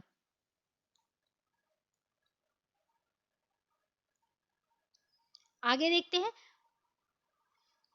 Sorry for mistake. ठीक है, चलिए यहाँ देखते हैं। रो पता नहीं, मुझे लगता है ये वाला देख लिया आपने। आगे है, कोई पीछे से चिल्लाया, इसी को तानाशाही कहते हैं। ठीक है, तो उसने बताया कि अरे इसी को तो तानाशाही कहते हैं। अगर मोनोक्रेसी आ जाती है, एक ही व्यक्ति जो है, जैसे कि अरस्तू ने कहा था कि अगर एक व्यक्ति के हाथ में जो है शासन व्यवस्था दी जाती है तो उसको क्या कहा जाता है, तानाशाही कहा जाता है। ठीक है, तो अरस्तू यहाँ पे शामिल हो जाते हैं। तो वही बच्चा भी एक कहता है कि इसे तानाशाही कहेंगे। अगर वो व्यक्ति सत्ता का उपयोग सिर्फ अपने लिए और अपने परिवार के लिए करने लगे तो क्या होगा फिर, अगर वह खुद भ्रष्ट हो तब। अब देखिए क्या होता था कि हिटलर जो है ना वो अपने परिवार को भी नहीं लेता था, ध्यान रखिएगा। अब रोज जो है यहाँ पे कहता है मैं सिर्फ ईमानदार, संजीदा और मजबूत नेता की बात कर रही हूँ। तो वो कह रही है कि नहीं, मैं तो सिर्फ ईमानदार की बात कर रही हूँ। तो आप कैसे पता कर सकते हो कि वह ईमानदार व्यक्ति है कि नहीं। तो वो आगे दो ही क्या बोलता है कि यह ठीक नहीं है, तुम वास्तविक लोकतंत्र की तुलना आदर्श तानाशाही के साथ कर रही हो। हमें आदर्श की तुलना आदर्श के साथ और वास्तविक की तुलना वास्तविक से ही करनी चाहिए। तो आपको पता ही है कि तुलनात्मक तभी करना चाहिए जब दोनों की बराबरी हो, तभी करना चाहिए। जरा जरा तानाशाहों के वास्तविक जीवन के बारे में पढ़ो। वे सबसे ज्यादा भ्रष्ट, स्वार्थी और क्रूर होते हैं। होता सिर्फ यह है कि हमें उनके बारे में जानकारियां उपलब्ध नहीं हो पाती। और सबसे बड़ी गड़बड़ी तो यह है कि आप उन्हें सत्ता से हटा भी नहीं सकते, ध्यान रखिएगा। ये भी हो जाता है कि आप फिर चाहे कि सत्ता से हटा दे तो वो हटा नहीं सकते। ठीक है, अब ये देखिए, चलिए अब ये देखते हैं मैडम लिंगदो के बारे में। तो मैडम लिंगदो इस चर्चा को पूरी दिलचस्पी से सुन रही थी। अब उन्होंने हस्तक्षेप किया, तुम सब लोग इतने मगन होकर इस बहस में लगे थे, यह देखकर मुझे खुशी हुई। मुझे ये नहीं मालूम कौन सही है कौन गलत है, यह तो आप लोग सुलझाएं। पर मुझे लगा कि आप खुले दिमाग से बात कर रहे थे। अगर किसी ने आपको रोकने की कोशिश की होती या आपको अपनी अपनी बात कहने के लिए सजा दी होती तो निश्चित रूप से आपको बहुत बुरा लगता। क्या आप ऐसा उस देश में कर सकते हैं जहां लोकतंत्र ना हो? ये क्या यह लोकतंत्र के पक्ष में एक अच्छा तर्क है? तो बिल्कुल है। लोकतंत्र है तभी तो हम लोग विपक्षी जो है वो सवाल उठाते हैं और कह पाते हैं कि मोदी चौकीदार चोर है। ऐसा कहने की आजादी मिलती है तभी ना। लेकिन हालांकि देखिए, हम ध्यान रखना चाहिए कि संविधान के पद पर कोई बैठा है तो उसकी एक गरिमा है। तो आप कहीं ना कहीं उसके जो है रिस्पेक्ट के साथ बोले, है ना। चलिए आगे देखते हैं, लोकतंत्र के खिलाफ तर्क। तो इस चर्चा में लोकतंत्र के खिलाफ अधिकांश तर्क सामने आ गए हैं जिन्हें हम आम तौर पर सुनते हैं। ये तर्क कुछ इस प्रकार के होते हैं। जैसे देखिए, हम कैसे देखते हैं तर्क के बारे में, लोकतंत्र के खिलाफ तर्क देखते हैं। तो ये चीज ध्यान रखिएगा, ये पूछा गया क्वेश्चन है, ये A to Z लाइन जो है ऑप्शन में डाला गया था उठा के। ठीक है, लोकतंत्र में नेता बदलते रहते हैं, इससे अस्थिरता पैदा होती है। तो बिल्कुल, अगर नेता है एक आया फिर उसको हमने हटा दिया, दूसरा आया, तो अरे क्या नियम चालू लगाया गया था, क्या चल रहा था क्या नहीं चल रहा था, वो फिर बैठ के पढ़ेगा। फिर वो फाइल को, क्या इतना नेता के पास टाइम होता है क्या? क्या वो नेता इतना ईमानदारी दिखाता है क्या कि पीछे पढ़ लेते हैं क्या इससे नुकसान हुआ था, क्या ये जो रूल लागू हुआ था वो सही था? ऐसा करता है क्या? नहीं करता। तो अगर एक नेता जो है उस पे अगर काम किया है तो 95% मान लीजिए किसी फाइल पे जो है 95% एक नेता ने काम कर दिया, ठीक है, 95% तक काम कर चुका है, 5% बचा था, तब तक वो नेता जो है बदल गया। अब ये बदल गया तो 5% जो काम बचा था, अब ये दूसरा नेता आएगा तो इसका माइंड क्या इसी पहले वाले नेता की तरह होगा क्या? नहीं होगा। अब ये अपने तरीके से सोचेगा, फिर ये इस पे काम करेगा। तो क्या काम कहीं ना कहीं जो फाइल तैयार होने वाली थी कुछ ही दिनों में, वो फिर से नहीं लटक जाएगी क्या? तो ये क्या होता है कि अस्थिरता पैदा करती है ना, बिल्कुल। और नेता बदलते रहते हैं। ठीक, एक नेता आया तो जरूरी नहीं है कि अब वही नेता रह जाएगा। मान लीजिए कोई नेता जो है 98 100 वोटों में से 98 वोट पाकर के जो है वो लोकतंत्र में नेता बन के आगे आता है, जनता उसको चुन के लाती है। तो क्या कुछ दिन बाद वो अच्छा नहीं रहता है तो क्या वो चेंज नहीं हो जाएगा? क्या फिर चेंज हो जाएगा? तो अस्थिरता कहीं ना कहीं आपको चीजें दिख रही है ना। तो ये सही है। आलोचना में अगर करनी चाहे, आप आलोचना करना चाहें तो ये चीजें जो है सही फिट बैठती हैं।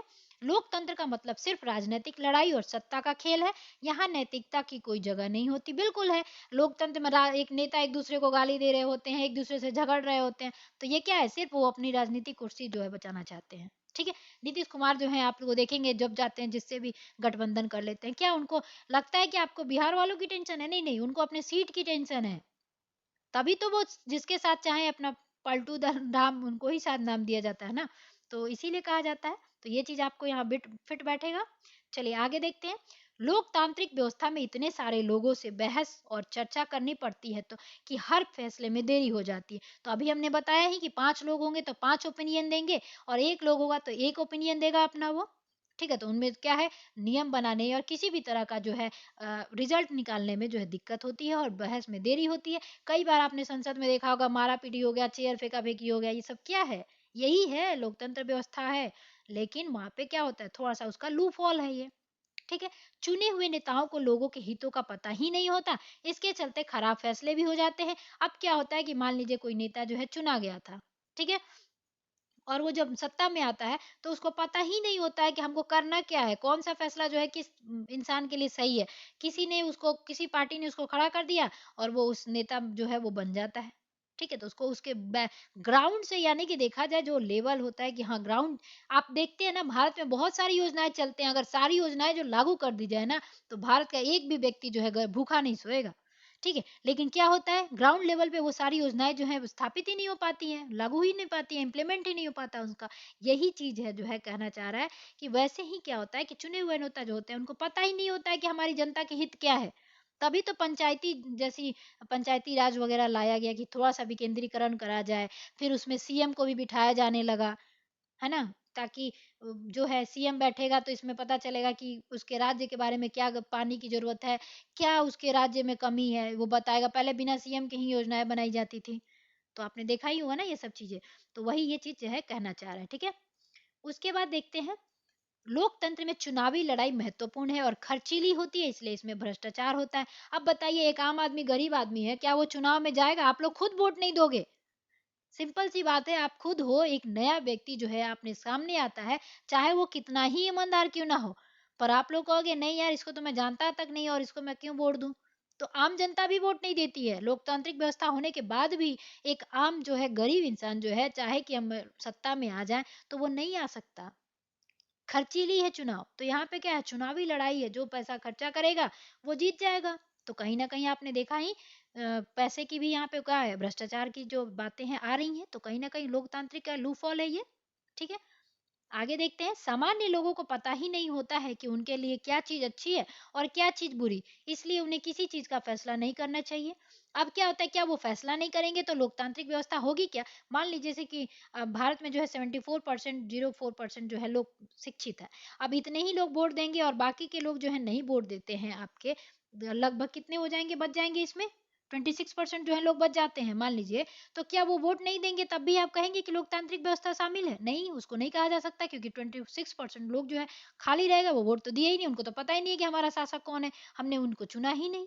तो ये भी कहीं न कहीं क्या है लूपहोल होता है। और वहीं पे आप ये चीज़ देखेंगे कि कुछ लोग जैसे ऐसे होते हैं जो जैसे 26% जो लोग होंगे भारत में, वो पढ़े लिखे नहीं है, उनको पता नहीं है कि हमारे जो देश में है क्या संविधान का रूल है, क्या संवैधानिक प्रावधान करता है, हमारी गरिमा क्या है, क्या आज भी जातिवादिता ये सब चीज़ें जो है सबको समान अधिकार मिल जाता है क्या? सबको समान तरीके से देखा जाता है क्या गरिमा से? नहीं, ऐसा नहीं है।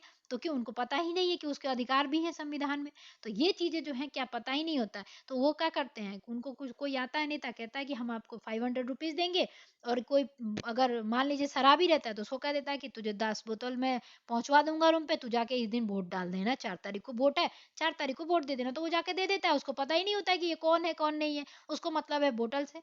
तो ऐसी चीज़ें भी आप देखते हैं लोकतांत्रिक व्यवस्था में, तो क्या वो कहेंगे कि आप लोकतांत्रिक जो है 100% काम कर रही है? नहीं कर रही है। लेकिन क्या है लोकतांत्रिक व्यवस्था हम कहेंगे, तो ये चीज़ें जो हैं आपको लूप होल में लिखी जाती हैं। तो ये जो है आपका ऑप्शन में दिया गया था क्वेश्चन में, तो इसको आप सही से समझेंगे, ठीक है? अब चलिए, क्या लोकतंत्र के खिलाफ कुछ और भी बातें हैं जो आपके मन में रह गई हैं? तो आप लोग बताइएगा। इनमें से कौन-सा तर्क मुख्य रूप से लोकतंत्र पर ही लागू नहीं होता है? लोकतंत्र पर ही लागू होता है, इसमें से कौन-सा तर्क किसी भी तरह की सरकार द्वारा सत्ता का दुरुपयोग करने के मामले में लागू नहीं होगा? इनमें से किस तर्क से आप सहमत हैं? देखिए, हमारे भारत में जो है विशेष बहुमत की जो है व्यवस्था की गई है। 2/3 के तहत ही जो है कोई भी विधेयक पारित होता है। तो जनता जो है जिसको चुन के भेजी है, तो अगर 2/3 के अनुसार वो लोग चुन देते हैं और बहुमत हो जाता है तो कोई भी विधेयक जो है पास हो जाता है, ठीक है? निश्चित रूप से लोकतंत्र सभी समस्याओं को खत्म करने वाली जादू की छड़ी तो है नहीं। लोकतंत्र ने हमारे देश में या दुनिया के अन्य हिस्सों में गरीबी नहीं मिटाई, सरकार स्वरूप के तौर पर लोकतंत्र सिर्फ इसी बुनियादी चीज को देखता है कि लोग अपने बारे में खुद फैसले करें। इससे इस बात की गारंटी नहीं हो जाती कि उन सभी फैसलों जो है वो सभी उनके जो सभी फैसले हैं वो अच्छे हो।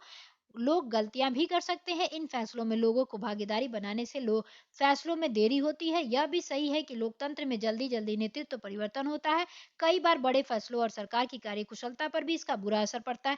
मान लीजिए कोई कुशल सरकार जो है सत्ता में आ जाती है और वो 5 साल तक काम कर रही है और काम हमेशा रुका नहीं रहता है, काम हमेशा होते रहता है।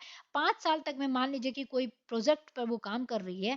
अब मान लीजिए फिर से मैं कहना चाहूँगी कि 99% जो है उस प्रोजेक्ट पे वो काम कर लेती है और वो कुशल सरकार थी। लेकिन 5 साल बाद क्या होता है, जनता जो है उसको हटा देती है। तो क्या 1% काम जो बच गया वो अगली सरकार आएगी तो क्या फिर से वो 100% में नहीं बदल देगी? बदल देगी। तो यही चीज़ क्या होता है कि कार्यकुशलता पर भी बहुत असर पड़ता है इसका। लेकिन ये भी है कि अगर 5 साल के बाद उसको हम छोड़ देंगे कि तुम 10 साल तक रहो, तो वो क्या है, निरंकुशता भी आ जाएगी। तो कहीं न कहीं आप नेगेटिव और पॉजिटिव दोनों को लेके चलना पड़ता है। किसी भी चीज़ का जो है 100% कोई भी परफेक्ट नहीं होता है, ध्यान रखिएगा, ठीक है? तो कार्यकुशलता पर भी इसका बिल्कुल असर पड़ता है। कई ऐसे मामले आप संसद में देख लोगे कि एक सरकार ने जो है लागू करना चाही थी, वो हट गई, फिर वो ऐसे ही लटका रह गया। बहुत सारे मामले हैं अभी सरकार संसद में आप देखोगे तो। इन तर्कों से यह लगता है कि हम लोकतंत्र को जो रूप देखते हैं, वो सरकार का आदर्श स्वरूप नहीं हो सकता है। पर वास्तविक जीवन में हमारे सामने यह सवाल नहीं होता है। वहाँ सवाल यह होता है कि क्या हमारे पास सरकार के स्वरूपों के जो विकल्प उपलब्ध हैं, उनमें लोकतंत्र किसी भी दूसरे से बेहतर है? तो मेरे हिसाब से तो अभी तक जो सामने आया उसमें नहीं है। ठीक है, लोकतंत्र थोड़ा-सा तो है क्योंकि उसमें विस्तार भी तो हम कर सकते हैं ना। अब चलिए, चीन में 1958 से 1961 के दौरान पड़ा अकाल विश्व इतिहास का अब तक का ज्ञात सबसे भयावह अकाल था। तो आपसे पूछा जाए, जैसे कि महा आर्थिक मंदी अभी पूछा गया था क्वेश्चन में, बीपीएससी 3.0 में पूछा गया था, तो वैसे ही पूछ दिया जाए कि विश्व में आज तक के इतिहास में सबसे बड़ा भयावह अकाल कौन सा था? तो चीन में जो अकाल आया था 1958 से लेके 61 के बीच में, ठीक है, यहाँ याद रखिएगा। इसमें करीब 3 करोड़ लोग भूख से मरे। उन दिनों भारत की आर्थिक स्थिति चीन से कोई बहुत अच्छी नहीं थी। फिर भी भारत में चीन के समान अकाल और भुखमरी की स्थिति नहीं आई। अर्थशास्त्रियों का मानना है कि ऐसा दोनों देशों के सरकारी नीतियों के अंतर के कारण हुआ। भारत में लोकतांत्रिक व्यवस्था होने से भारत ने खाद्य सुरक्षा के मामले में जिस तरह से काम किया है, वैसा ही करने की जरूरत चीनी सरकार से ने महसूस नहीं की। अर्थशास्त्रियों का यह भी कहना है कि किसी भी स्वतंत्र और लोकतांत्रिक देश में कभी भी बड़ा अकाल और बड़ी संख्या में भूखमरी नहीं हुई है। ठीक है, आगे देखते हैं। अगर चीन में भी बहुदलीय चुनावी व्यवस्था होती, विपक्षी दल होता और सरकार की आलोचना कर सकने वाली स्वतंत्र मीडिया होती, तो इतने सारे लोग भूख से नहीं मर सकते थे। तो ध्यान रखिएगा, यहाँ पे मीडिया का बात भी आप समझ सकते होंगे, है ना। अब देखिए, ये कार्टून दिया है तो इसमें क्या हो रहा है, एक आदमी है जो सभी चीजों को जो है अपने राज को जो है बिठा के रखा है, अपने अंदर समा के रखा है। और उसमें क्या कहना चाह रहा है, यह कार्टून ब्राजील का है जिसे तानाशाही के लंबे दौर का अनुभव है। इसका शीर्षक तानाशाही का छुपा पक्ष है। ध्यान रखिएगा, ब्राजील में अब जो है तानाशाही नहीं रह गया, वहां भी लोकतांत्रिक व्यवस्था जो है लागू कर दी गई है। चलिए अब आगे देखते हैं। यह उदाहरण लोकतंत्र को सर्वश्रेष्ठ शासन पद्धति बताने वाली विशेषताओं में से एक है। बहुत स्पष्ट ढंग से सामने लाता है लोगों की जरूरत के अनुरूप आचरण करने के मामले में लोकतांत्रिक शासन प्रणाली किसी भी अन्य प्रणाली से बेहतर है। गैर लोकतांत्रिक सरकार लोगों की जरूरतों पर ध्यान दे भी सकती है और नहीं भी, और यह सब सरकार चलाने वालों की मर्जी पर निर्भर करेगा। अगर शासकों को कुछ करने की जरूरत नहीं लगती, तो उनको लोगों की इच्छा के अनुरूप काम करने की जरूरत नहीं है। पर लोकतंत्र में यह जरूरी है कि शासन करने वाले आम लोगों की जरूरतों पर तत्काल ध्यान दे। लोकतांत्रिक शासन पद्धति दूसरों से बेहतर है क्योंकि यह शासन का अधिक जवाबदेही वाला स्वरूप है। तो आपको पूछा जाए कि लोकतांत्रिक व्यवस्थाएं आप क्यों अपनाना चाहते हैं, तो आप उसमें एकदम ये तर्क रख सकते हो कि लोकतांत्रिक शासन पद्धति जो है दूसरों से बेहतर इसलिए है क्योंकि इस शासन में जो है अधिक जवाबदेही वाला स्वरूप शामिल है। ठीक है, गैर लोकतांत्रिक सरकारों की तुलना में लोकतांत्रिक सरकार के बेहतर फैसले करने की का एक अन्य कारण भी है। लोकतंत्र इसका आधार व्यापक चर्चा और बहसें है। लोकतांत्रिक फैसले में हरदम ज्यादा लोग शामिल होते हैं, चर्चा करके फैसले होते हैं, बैठकें होती हैं। अगर किसी एक मामले पर अनेक लोगों की सोच लगी हो तो उसमें गलतियां की गुंजाइश कम से कम हो जाती है। इसमें कुछ ज्यादा समय जरूर लगता है, लेकिन महत्वपूर्ण फैसलों पर थोड़ा समय लेकर फैसले करने की अपने लाभ भी होते हैं। इससे ज्यादा उग्र या गैर जिम्मेदार फैसले लेने की संभावना घटती है। इस प्रकार लोकतंत्र बेहतर निर्णय लेने की संभावना को क्या करता है, बढ़ाता है। इससे जुड़ा तीसरा तर्क भी है, लोकतंत्र मतभेदों और टकरावों को संभालने का तरीका भी उपलब्ध कराता है। किसी भी समाज में लोगों के हितों और विचारों के अंतर होगा होगा ही। भारत की तरह भारी सामाजिक विविधता वाले देश में इस तरह का अंतर और भी ज्यादा होता है। अलग अलग इलाकों में अलग अलग समूहों के लोग रहते हैं, विभिन्न भाषाएं बोलते हैं, उनकी धार्मिक मान्यता अलग अलग है और जातियां भी जुदा जुदा है, यानी अलग अलग है। ठीक है, ठीक है। अब देखिए दुनिया में क्या कह रहा है ये, दुनिया ये सभी अलग अलग दृष्टिकोण से देखते हैं। उनकी पसंद में भीतर भी अंतर है। एक समूह की पसंद और दूसरे समूह की पसंद में टकराव भी होता है। तो फैमिली में ही देख लो, आप 10 लोग रहते हैं तो उनमें ही ये सभी पसंद वगैरह सब जो है अलग अलग होती हैं, सबका ओपिनियन अलग होता है। तो वही चीज ये कहना चाह रहा है। तो भारत जैसी विविधता में तो होगा ही। ऐसे टकराव को कैसे सुलझाएं, इसे ताकत के बल पर सुलझाया जा सकता है। जिस समूह के पास ज्यादा ताकत होगी वह दूसरे को दबा देगा और कमजोर समूह को इसे मानना होगा, लेकिन इसे नाराजगी और असंतोष पैदा होगा। ऐसी स्थिति में विभिन्न समूह ज्यादा समय तक साथ नहीं रह सकते, लेकिन इस समस्या का एकमात्र शांतिपूर्ण समाधान उपलब्ध कराता है। लोकतंत्र में कोई भी स्थायी विजेता नहीं होता। अब देखिए विजेता अगर स्थायी होता तो क्या होता, लोकतंत्र नहीं होता तो विजेता जो होता स्थायी हो जाता। तो इससे क्या होता है, बहुत घाटा भी होता कि वो चाहता तो जब जब जब तब दबा दबा के अपना काम करते रहता और अपने ही जो है, जैसे पुतिन है बार बार जो है चुने जाते हैं वही, ठीक है, अस्थायी रूप से पराजित नहीं होता, जो विभिन्न समूह के एक दूसरे के साथ शांतिपूर्ण ढंग से रह सकते। भारत की तरह विविधता वाले देश को लोकतंत्र ही एकजुट बनाए हुए है। बेहतर सरकार और सामाजिक जीवन पर प्रभाव के हिसाब से तीन तर्क लोकतंत्र को काफी मजबूत साबित करते हैं, लेकिन लोकतंत्र के पक्ष में सबसे मजबूत तर्क उससे बनाने वाली सरकार के कामकाज से जुड़ा नहीं है। यह तर्क लोकतंत्र और नागरिकों के रिश्ते को है। ठीक है, लोकतंत्र में नागरिकों की जो हैसियत होती है वह किसी और व्यवस्था में नहीं होती है। ठीक है, तो ये बात तो सही है कि नागरिक में जो है मानो ना मानो, लेकिन फिर भी जो जनता के हाथ में है 5 साल में ही सही, राइट टू रिकॉल का तो नहीं है उतना। लेकिन देखेंगे आप राष्ट्रपति में महाभियोग जैसी जी फायदाएं मिलती हैं हमें लोकतंत्र व्यवस्था, तभी ना 61 अनुच्छेद 61 के तहत हम महाभियोग भी लगा सकते हैं जो हमारे प्रतिनिधि हमारे द्वारा जो चुन के गए हैं वहां पे। ठीक है, अगर राष्ट्रपति जो है संविधान का अतिक्रमण करता है तो वहाँ की संसद हो, राज्यसभा हो या लोकसभा, दूसरों दोनों में से राष्ट्रपति पर महाभियोग प्रस्ताव लाया जा सकता है। ठीक है, तो ये चीजें क्या है, अच्छा है हमारे लोकतंत्र के लिए। तो हैसियत क्या है, ज्यादा होती ही है, वह किसी और व्यवस्था में नहीं होती है। अगर इस व्यवस्था में बेहतर फैसले लेने और उत्तरदायी सरकार चलाने का काम ना भी हो तब भी यह दूसरों के बेहतर है। ठीक है, लोकतंत्र नागरिकों का सम्मान बढ़ाता है। लोकतंत्र राजनीतिक समानता के सिद्धांत पर आधारित है। यहाँ सबसे गरीब और अनपढ़ को वही दर्जा प्राप्त है जो अमीर और पढ़े लिखे लोगों को है। भले ही जाके आप ग्राउंड में देखेंगे तो ऐसा नहीं मिलता, लेकिन हाँ है, लोग किसी शासक की प्रजा ना होकर खुद शासक, और अगर वे गलतियां करते हैं, अगर वे गलतियां करते हैं तब भी वे खुद इसके लिए जवाबदेह होते हैं। ठीक है, तो अगर गलती कोई करता है तो उसको जवाब भी देना पड़ता है। लोकतंत्र के पक्ष में आखिरी तर्क यह है कि लोकतांत्रिक व्यवस्था दूसरों से बेहतर है, क्योंकि इसमें हमें अपनी गलती ठीक करने का अवसर भी मिलता है। मान लीजिए गलती से किसी को आपने वोट दे दिया कि ये अच्छा व्यक्ति है, और बाद में वो जो मुखौटा उसका उतरे तो आपको लगे कि अरे ये तो निकला कुछ और, तो आपको ये मौका फिर मिलेगा 5 साल बाद जो आपको उसको हटाने का। ठीक है, जैसा कि हमने ऊपर देखा, इस बात की कोई गारंटी नहीं है कि लोकतंत्र में कोई गलती नहीं हो सकती है। किसी भी किस्म की सरकार इस बात की गारंटी नहीं दे सकती। कि इस मामले में लोकतंत्र का लाभ यह है कि इसमें गलतियों को ज्यादा देर तक छुपाए नहीं रखा जा सकता। इन गलतियों पर सार्वजनिक चर्चा की गुंजाइश लोकतंत्र में है, और फिर इसमें सुधार करने की गुंजाइश भी है। इसका मतलब यह है कि या तो शासक समूह अपना फैसला बदले या शासक को ही बदल दिया जाए। ठीक है, शासक समूह को ही बदला जा सकता है। गैर लोकतांत्रिक सरकार ऐसा नहीं किया जा सकता। जहां गैर लोकतांत्रिक होगा ऐसा नहीं किया जाएगा। चले अब इस चर्चा को समेटे, लोकतंत्र हमें सब चीज नहीं दे सकता और ना यह सभी समस्याओं का समाधान कर सकता है, लेकिन यह साफ तौर पर सभी दूसरी व्यवस्थाओं से बेहतर है, जिन्हें हम अब जानते हैं दुनिया के लोगों को जिनका अनुभव है। अब जैसे राजतंत्र, तानाशाही, आपका अधिनायकवाद, निरंकुश सरकार, ये सब आप देखोगे उसमें तो लोकतंत्र आपको अच्छा लगा ही होगा ना अभी। बेहतर अवसर उपलब्ध कराता है फैसलों के लिए। इसमें अच्छे लोगों की इच्छाओं का सम्मान किया जाने का ज़्यादा संभावना है और इसमें अच्छे अलग-अलग तरह के लोग ज़्यादा बेहतर ढंग से साथ रह सकते हैं। अगर यह इनमें कुछ काम करने में असफल रहता है तब भी इसमें कुछ गलती सुधारने की संभावना और सभी नागरिक को ज़्यादा सम्मान मिलता है। इसी वजह से लोकतंत्र का सबसे अच्छी शासन व्यवस्था में मतलब शासन व्यवस्था में सबसे अच्छा लोकतंत्र को ही शासन व्यवस्था को जो है माना जाता है, ठीक है।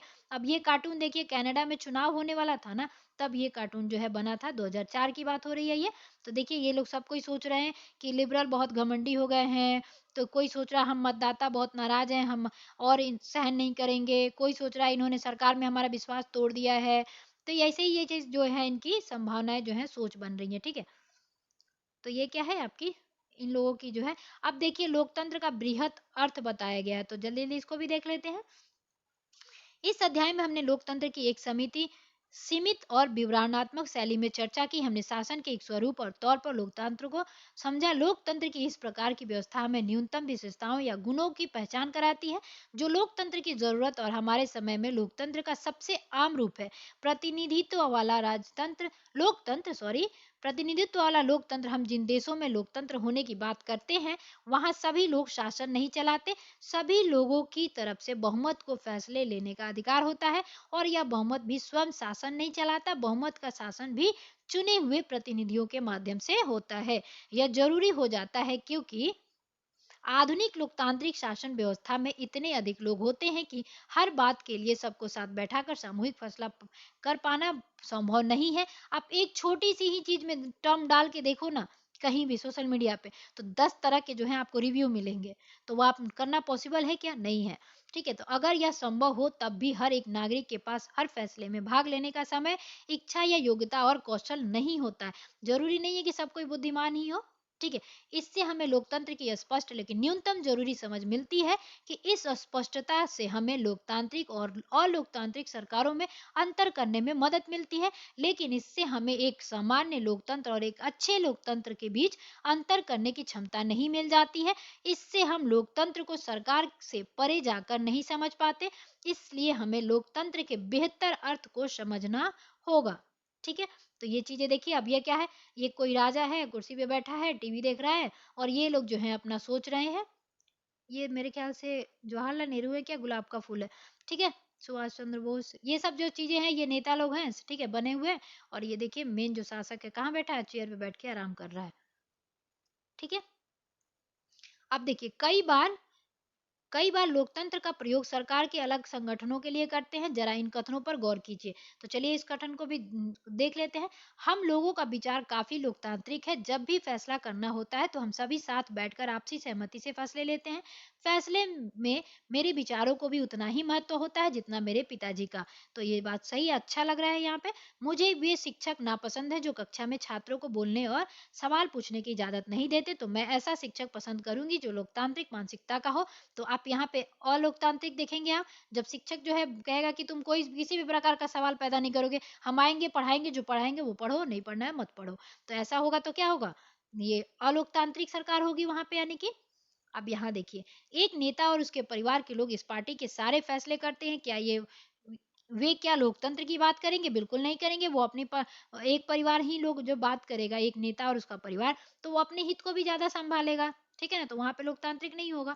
लोकतंत्र शब्द इस तरह का प्रयोग फैसले लेने उसके बुनियादी तरीके को उजागर करता है। लोकतांत्रिक फैसले का मतलब होता है उसके उस फैसले से प्रभावित होने वाले सभी लोगों के साथ विचार विमर्श के बाद और उनकी स्वीकृति से फैसले लेना चाहिए। यानी कि जिसके लिए हम फैसला ले रहे हैं, कम से कम उसको पता तो होना चाहिए कि हम उसके ऊपर ये फैसला थोप रहे हैं, तो वो उसके साथ उसका क्या विमर्श है, विचार है, ये देखना पड़ेगा ना। उनकी स्वीकृति से फैसले लेना, यानी कि जो बहुत शक्तिशाली ना हो उसका भी किसी फैसले से में उतना ही महत्व होना चाहिए। अब मान लीजिए परिवार में एक फैसला लिया जाता है और एक छोटू सा है, उसको भी मन है कि उसको खिलौना चाहिए, उसका फैसला कोई पूछता ही नहीं है कि मार्केटिंग जाना है तो क्या क्या लाना है। तो क्या वो यहाँ पे नहीं लगेगा कि उस फैमिली में लोकतांत्रिक व्यवस्था नहीं है, क्योंकि वो छोटे बच्चे को जो है पूछा नहीं गया। तो ऐसे ही है, क्योंकि वो कमजोर था, वो छोटा था इसलिए। तो यहाँ पे लोकतांत्रिक की व्यवस्था की बात हो रही है, ठीक है। तो सबसे पूछा जाना चाहिए, मतलब सबकी जो है विचार सहमति होनी चाहिए, ठीक है। किसी फैसले में उतना ही महत्व होना चाहिए, समझ गए आप। यह बात सरकार या परिवार पर भी लागू होता है और किसी अन्य संगठन पर भी। इस प्रकार लोकतंत्र एक ऐसा सिद्धांत है जिसका प्रयोग जीवन के किसी भी क्षेत्र में हो सकता है। कई बार हम लोकतंत्र शब्द का प्रयोग किसी मौजूदा सरकार के लिए नहीं करके कुछ आदर्शों के लिए करते हैं। इस इन्हें पाने का प्रयास सभी लोकतांत्रिक शासनों को जरूरी करना चाहिए। तो क्या जरूर करना चाहिए? तो देखिए, इस देश में वास्तविक लोकतंत्र तभी आएगा जब किसी को भी भूखे पेट सोने की जरूरत नहीं रहेगी, ठीक है। लोकतंत्र में प्रत्येक नागरिक को फैसला लेने की समान भूमिका निभानी चाहिए।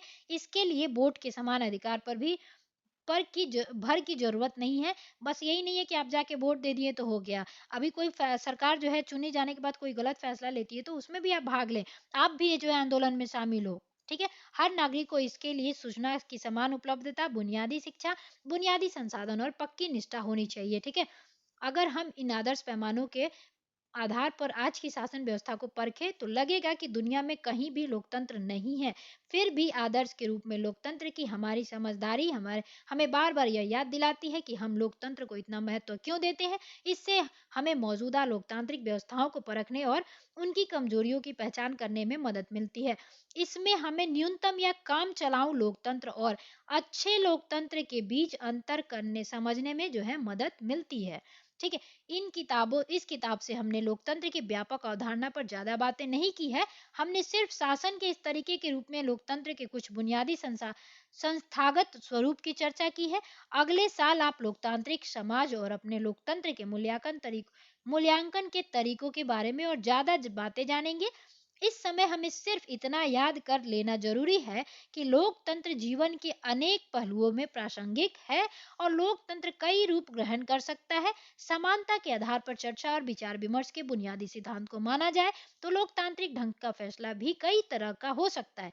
आज की दुनिया में लोकतांत्रिक शासन व्यवस्था सबसे आम रूप है, लोगों द्वारा चुने गए प्रतिनिधियों के माध्यम से शासन चलाना। इसके बारे में हम अध्याय 4 में अध्याय विस्तार से पढ़ेंगे। लेकिन जब समुदाय छोटा हो तब लोकतांत्रिक फैसले लेने के दूसरे तरीके भी अपनाए जा सकते हैं। फिर तो सभी लोग साथ बैठकर सीधे वही फैसले कर सकते हैं। किसी गांव की ग्राम सभा को इसी तरह काम करना चाहिए। क्या आप लोग लोकतांत्रिक फैसले लेने के कुछ और तरीके की कल्पना कर सकते हैं? तो कीजिएगा आप लोग, ठीक है। अब हम लोग यहाँ देख लेते हैं। इसका यह भी मतलब हुआ कि किसी भी देश में आदर्श लोकतंत्र नहीं है। लोकतंत्र जिन विशेषताओं की चर्चा हमने इन अध्याय में की है वे लोकतंत्र की न्यूनतम शर्तें हैं। समझाया था ना मैंने कि 100% नहीं हो सकता, पर उन इनसे यह आदर्श लोकतंत्र नहीं बनता। एक आदर्श लोकतंत्र में निर्णय लेने की प्रक्रिया लोकतांत्रिक होना चाहिए। हर लोकतंत्र को इस आदर्श को प्रयास पाने पाने का मतलब लोकतंत्र पाने का प्रयास जो है करना चाहिए और लोकतंत्र का क्या करना चाहिए, थोड़ा सा विस्तार करना चाहिए। यह स्थिति एक बार में और एक साथ अपने सभी के लिए हासिल नहीं की जा सकती। इसके लिए लोकतांत्रिक फैसले लेने की प्रक्रिया को बचाए रखने और मजबूत करते जाने की जरूरत होती है। नागरिक के तौर पर हम जो भी काम करते हैं वो हमारे देश के लोकतंत्र को अच्छा या खराब बनाने में मदद करता है, ठीक है। यही लोकतंत्र की ताकत और यही कमजोरी भी देश के भविष्य शासकों में कामकाज से भी ज्यादा नागरिकों के कामकाज पर जो है निर्भर करता है। तो देखिए, ध्यान रखिएगा कि देश का भविष्य शासकों के कामकाज से ज्यादा नागरिकों के कामकाज पर निर्भर करता है। ये चीज आप लोग भी दिमाग में बिठा लीजिएगा, ठीक है। अब यहाँ देखते हैं क्या कह रहा है। यह चीज लोकतंत्र को अन्य शासन व्यवस्थाओं से अलग करती है। राजशाही, तानाशाही या एक दल के शासक जैसी अन्य व्यवस्थाओं में सभी नागरिकों को राजनीतिक में हिस्सेदारी लेने करने की जरूरत नहीं रहती। दरअसल अधिकांश गैर लोकतांत्रिक सरकारें चाहती ही नहीं कि लोग राजनीति में हिस्सा लें, लेकिन लोकतांत्रिक व्यवस्था सभी नागरिकों को, आम नागरिक को भी है जो सक्रिय भागीदारी बनने पर निर्भर करती है। इसलिए लोकतंत्र के बारे में पढ़ाई हो तो लोकतांत्रिक राजनीति पर ही ध्यान केंद्रित करना चाहिए, ठीक है। अब ये चीजें आपके लिए दिया है तो वो आप लोग देख लीजिएगा। अब देखिए यहाँ से क्या होता है कि प्रश्नावली शुरू हो जाती है, तो यहाँ पे हम लोग रहने देंगे। अब यहीं पे जो है चैप्टर समाप्त होता है। तो अगर वीडियो आप लोगों को पसंद आया हो तो जरूर लाइक कीजिएगा और अगर आप चैनल पे नए हैं तो जरूर जुड़िए चैनल से, ठीक है। चलिए मिलते हैं अगले वीडियो में, तब तक के लिए जय हिंद।